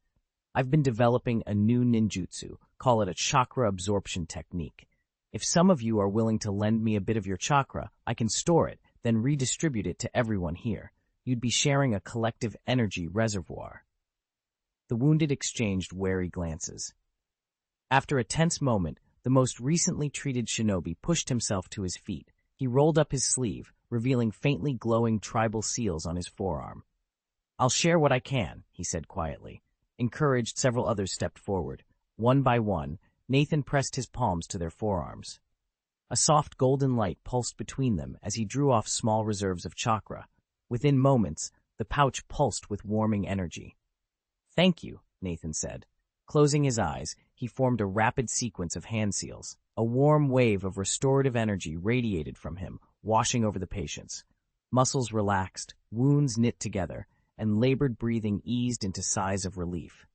As Nathan finally withdrew his hands, he felt his own chakra stores replenished far beyond what he'd held before. A determined smile crossed his face.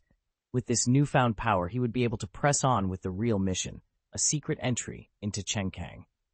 The war wasn't over yet, far from it, and Nathan was ready. Brothers, for the sake of all our comrades, would you be willing to lend me a bit of your chakra?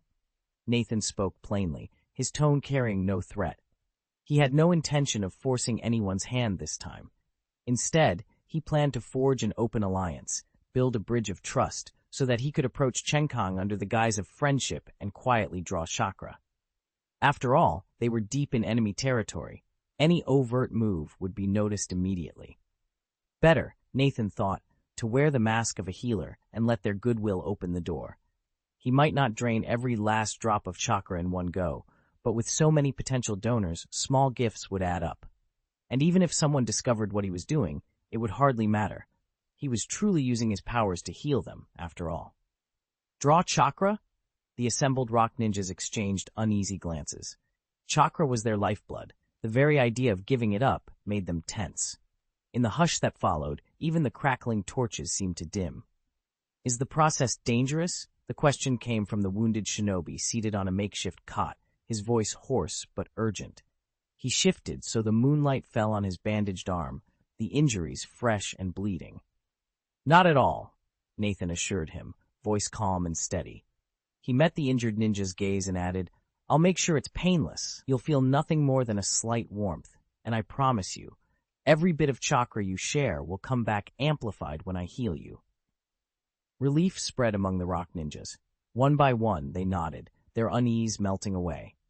They had heard of Nathan's miraculous cures, soldiers who'd been on death's door, now trading jokes by the fire. If he truly intended to give back more than he took, this was a bargain they could live with. Very well, the lead ninja said at last. We'll trust you. Nathan offered a gracious smile. In his mind, the plan was already unfolding perfectly. With a network of grateful allies and a secret line to Chenkang's cache of chakra, he would turn this perilous mission into a victory won through compassion. Nathan's voice trembled as he added, I won't take too much chakra. Half of what you'd normally need is more than enough. Besides, there are too many wounded here. At those words, the tension in the faces of the Iwa ninjas eased. If he only drew half the chakra they each had, that was a small sacrifice. The main battle was over, and they were stationed well behind the front lines, with sentries and patrols keeping watch. Danger here was virtually non-existent. Offering up a portion of their chakra for the village and their comrades seemed only right. One by one, the rock shinobi spoke up. It's our duty to help, one said.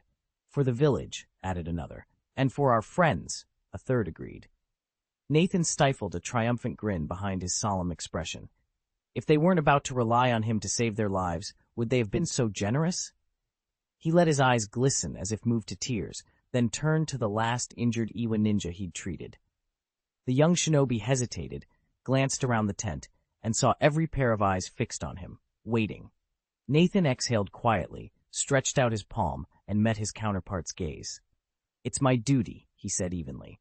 The Iwa shinobi's tension visibly eased. Clearly, Nathan hadn't burned this bridge after all.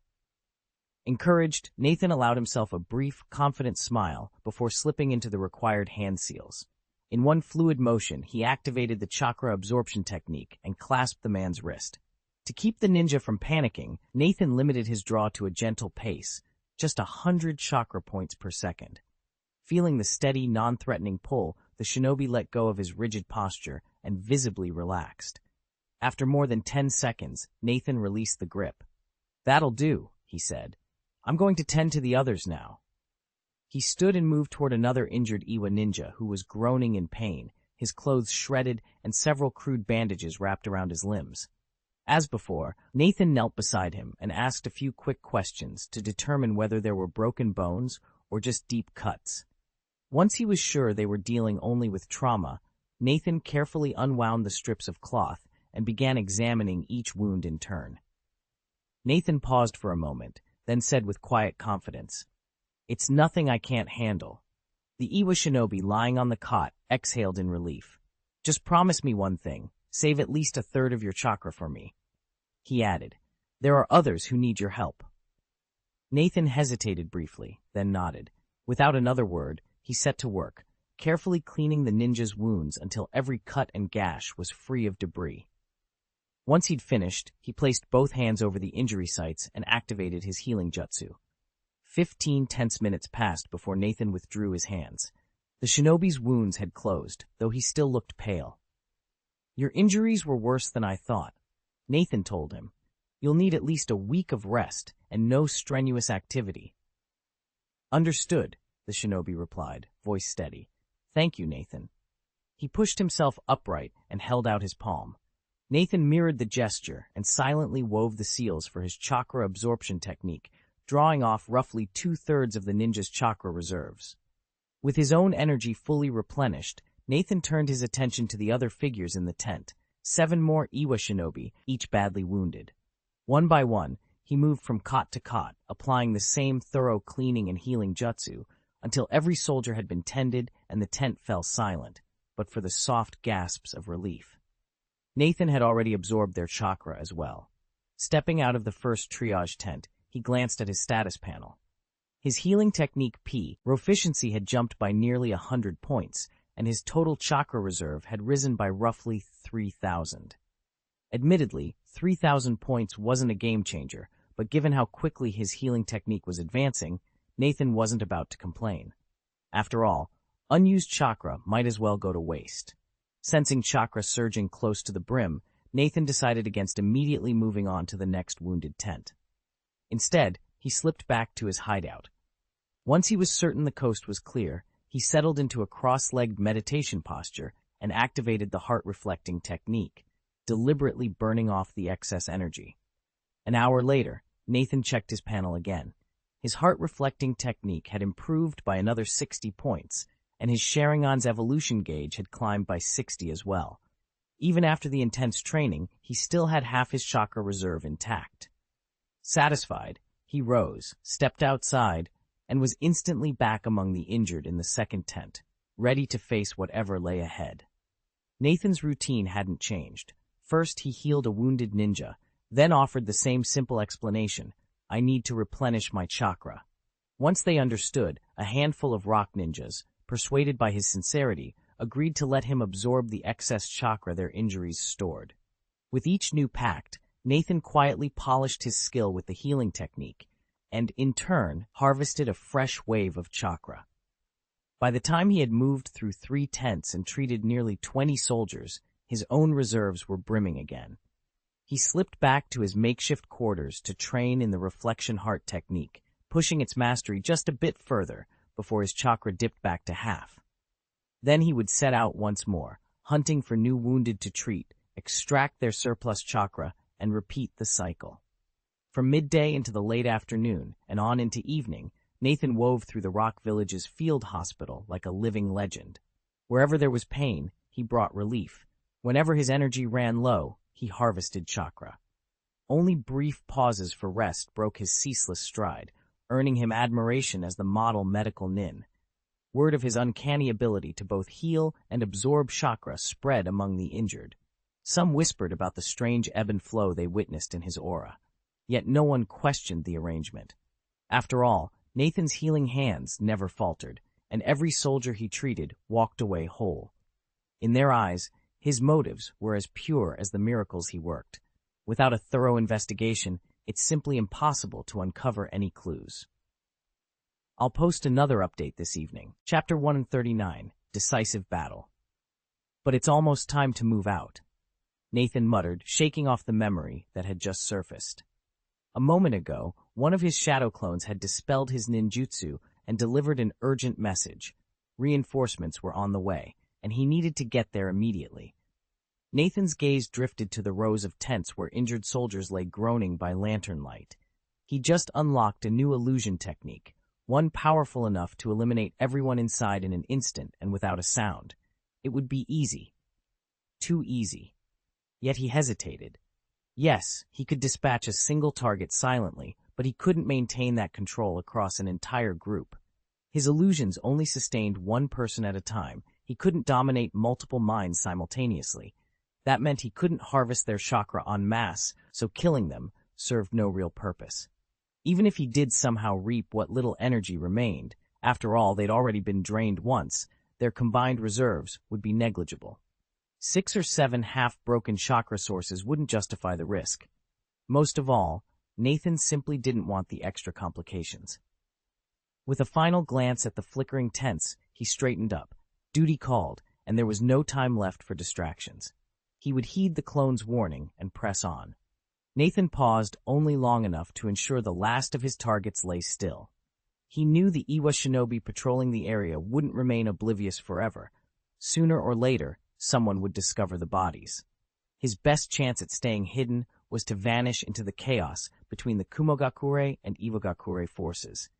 If he could slip into that melee, no one would suspect an extra presence. But he couldn't afford to get caught in a full-scale pursuit. He opened his mission panel and scanned his progress. His healing technique had just advanced from level 3, 71,000 XP, to level 4, 492,000 XP, while his heart reflection technique crept from 257 to 512 experience points, still level 7. Nearly 150,000 chakra points earned in a single operation, more than enough. He closed the panel and melted into the shadows. Thanks to fragments of Sen Muge's memories flooding his mind, slipping past the camp guards was surprisingly simple. In minutes, he had vanished from the temporary Iwa encampment. Drawing on the Shadow Clone's forecasted route, Nathan sprinted through the moonlit woods toward the battlefield. Sparse starlight filtered between the trees, illuminating his path.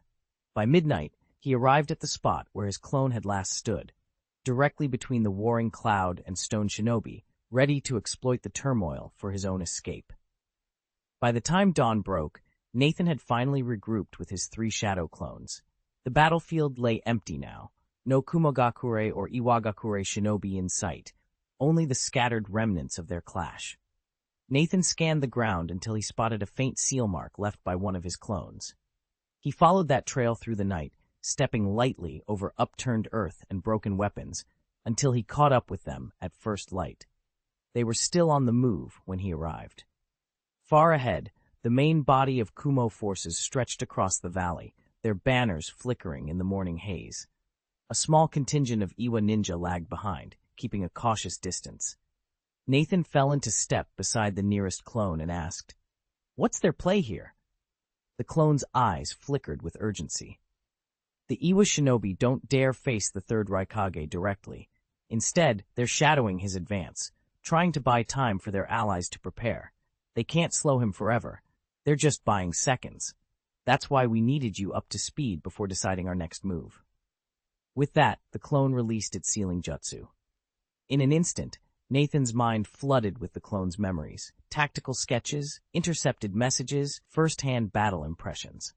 Within moments, he grasped the full scope of the situation and prepared to issue his orders. Here's a smooth, idiomatic rewrite of the scene with the hero rename, Ed Nathan, and clearly established as male. Final version. In the outer perimeter, Iwagakure's forces had laid a loose siege around the battlefield, but the ring was so vast that their troops were dangerously spread thin. To crush this elite detachment of Kumo ninjas, the stone village needed time to tighten the encirclement and mass its reserves, so they dispatched an elite unit whose sole mission was to stall the advancing Cloud Shinobi. The two armies collided at the clearing where Nathan had arrived at midnight. Sensing that the decisive clash was imminent, his shadow clones immediately signaled him to prepare. Then, without warning, the third Raikage erupted with overwhelming force, cleaving through Iwa's defensive line single-handedly and carving a clear path for the Kumo forces to surge forward. With no other option, one of Nathan's clones pressed a chakra seal onto the Raikage's armor and slipped into the shadows, doggedly trailing the Lightning Lord. Crushed by that display of raw power, the stone ninjas no longer dared risk a head-on engagement. Instead, they fell back, haunting the Cloud Army's rear with hit-and-run strikes, desperate, harassing tactics to slow their inexorable advance. Nathan watched the two armies edge closer, his heart pounding as he calculated who would break through first. The Kumo shinobi pressing to tear apart the encirclement, or the Iwa forces marshaling into an impenetrable iron wall. In his previous life's memories, Iwagakure always executed its plan first, forcing the Third Raikage to abandon the rear and buy the Kumo operatives a narrow escape. Now the question was how long it would take for history to repeat itself. Silently, Nathan dismissed his two shadow clones. With a pair of sharp claps, each clone vanished in a swirl of black chakra smoke, leaving him alone under the pale dawn. He trailed the Kumo and Iwa ninja across the broken valley floor, poised for the decisive clash. Time blurred into hours. Dawn became day, then almost noon, yet neither side yielded. Neither did Nathan, though exhaustion hung heavy in his bones. He hadn't slept in over 24 hours, and every step felt like wading through mud. Still, he pressed on, every sense tuned to the coming storm of steel and chakra. This battle would decide everything, and Nathan intended to see it through to the end. Nathan wasn't an ordinary man. He could push himself for days without sleep, so when he finally dragged himself into the next morning, he still felt alert enough. A few more hours slipped by, and by mid-morning, an odd melancholy settled over him. He cast his gaze skyward. Where the dawn had been bright and clear, a thick blanket of dark clouds now rolled in. Crack! A sudden bolt of lightning tore through the heavens, glaring down so fiercely it stung the eyes. Rolling thunder followed, rattling the air and forcing everyone nearby to look up in awe. For a brief moment, Nathan felt the raw, uncontainable power of nature, something no human could ever master. Crack! Another flash lit the sky, and in that harsh, silvery light, Nathan noticed movement on the ridge ahead. He squinted, then snapped his Sharingan open. Dozens of rock ninjas were pouring over the hill crest, racing straight toward him.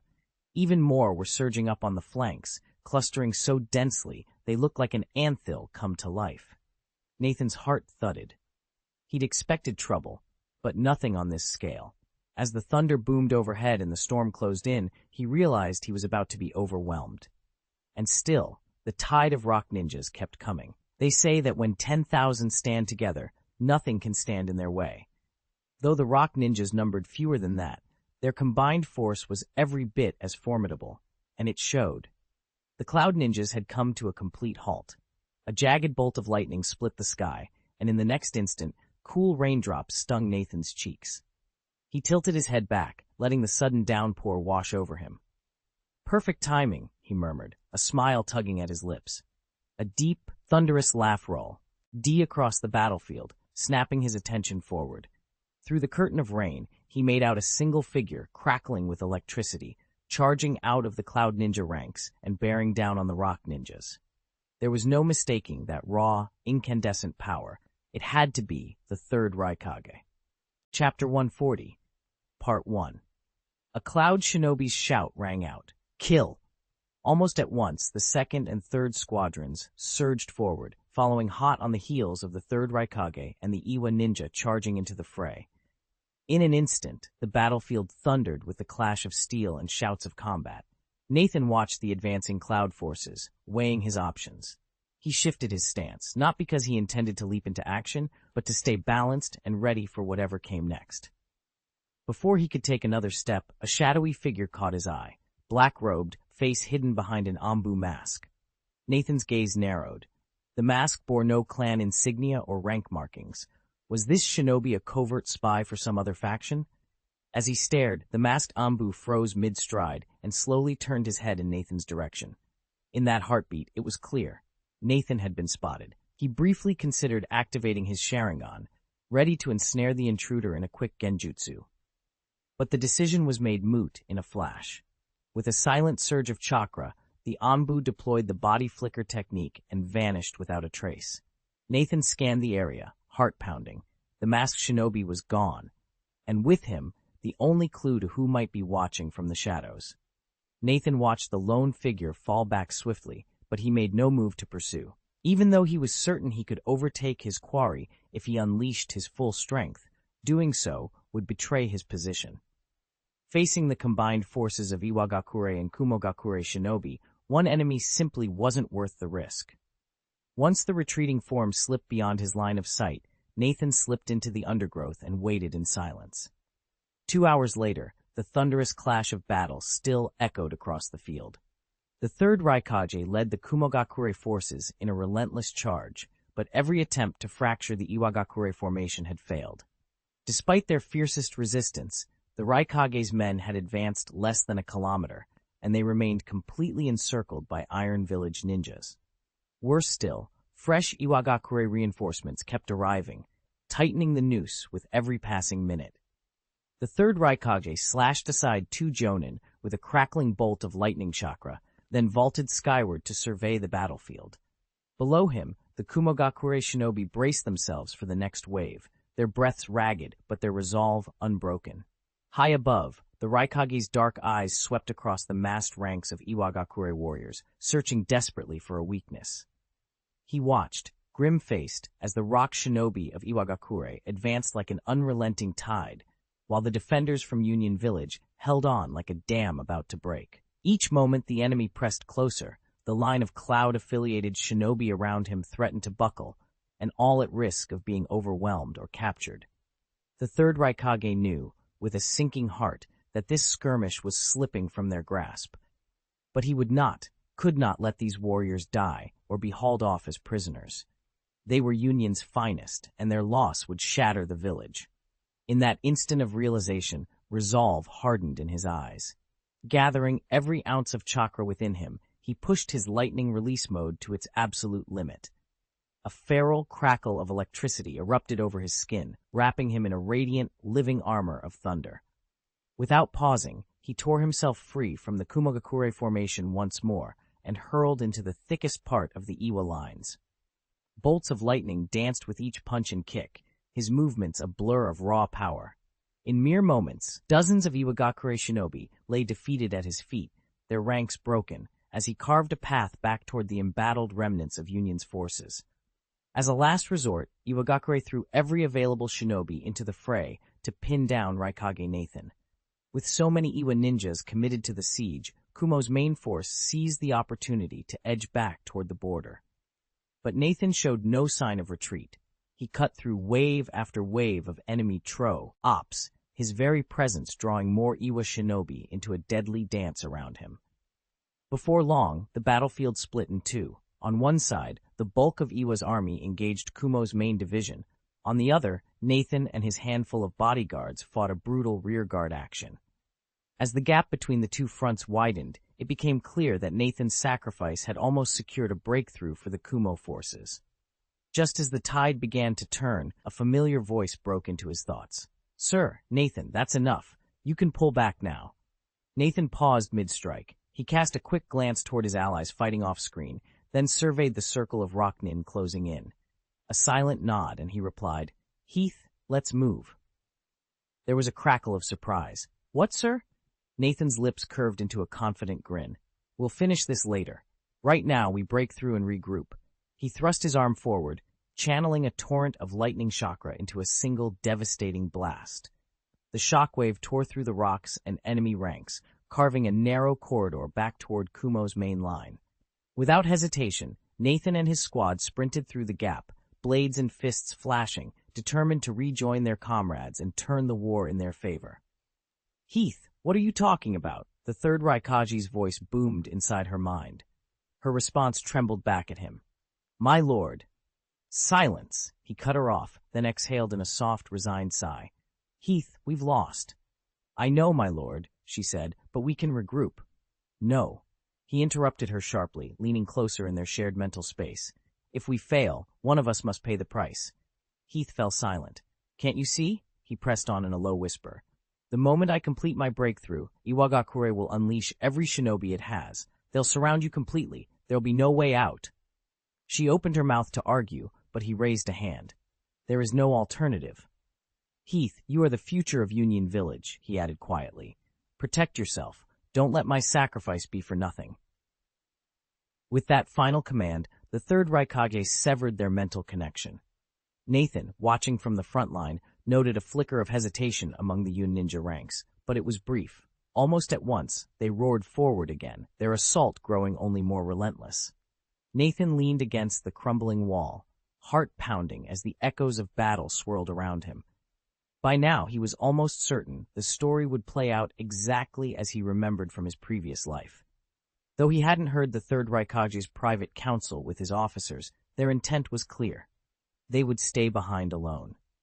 Alone wasn't quite the right word. No single shinobi, however powerful, could hold back thousands of Rock Village attackers. In reality, the Third Raikage was making the ultimate sacrifice. With the silent blessing of his comrades, he would trade his life to buy time for the Cloud Ninja's escape.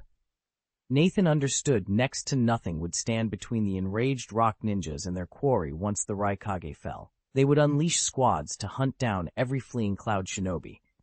He had to choose, remain here to fight on or leap into the chaos and pursue his allies. Before he could overthink it, Nathan made his decision. He clasped his hands, felt chakra swirl beneath his skin, and performed the shadow clone technique, splitting into two identical Nathans, each ready for whatever came next. Nathan studied his shadow clone for a moment. Though he'd already given his orders, the habit of double-checking kicked in. "You've got this next part, right?" "Absolutely," the clone replied tersely, its voice echoing with unwavering certainty. Satisfied that the mission was in capable hands, Nathan wasted no time. He dashed off toward the section of the battlefield where the Cloud Ninja had slipped away. This new zone was a chaotic swirl of smoke and broken weapons, the perfect cover for someone who preferred to strike unseen. More importantly, lingering here would put him at the mercy of the hidden Rock Village forces. Rumor had it they were about to seal off this entire area to prevent the Third Raikage's reinforcements from breaking through.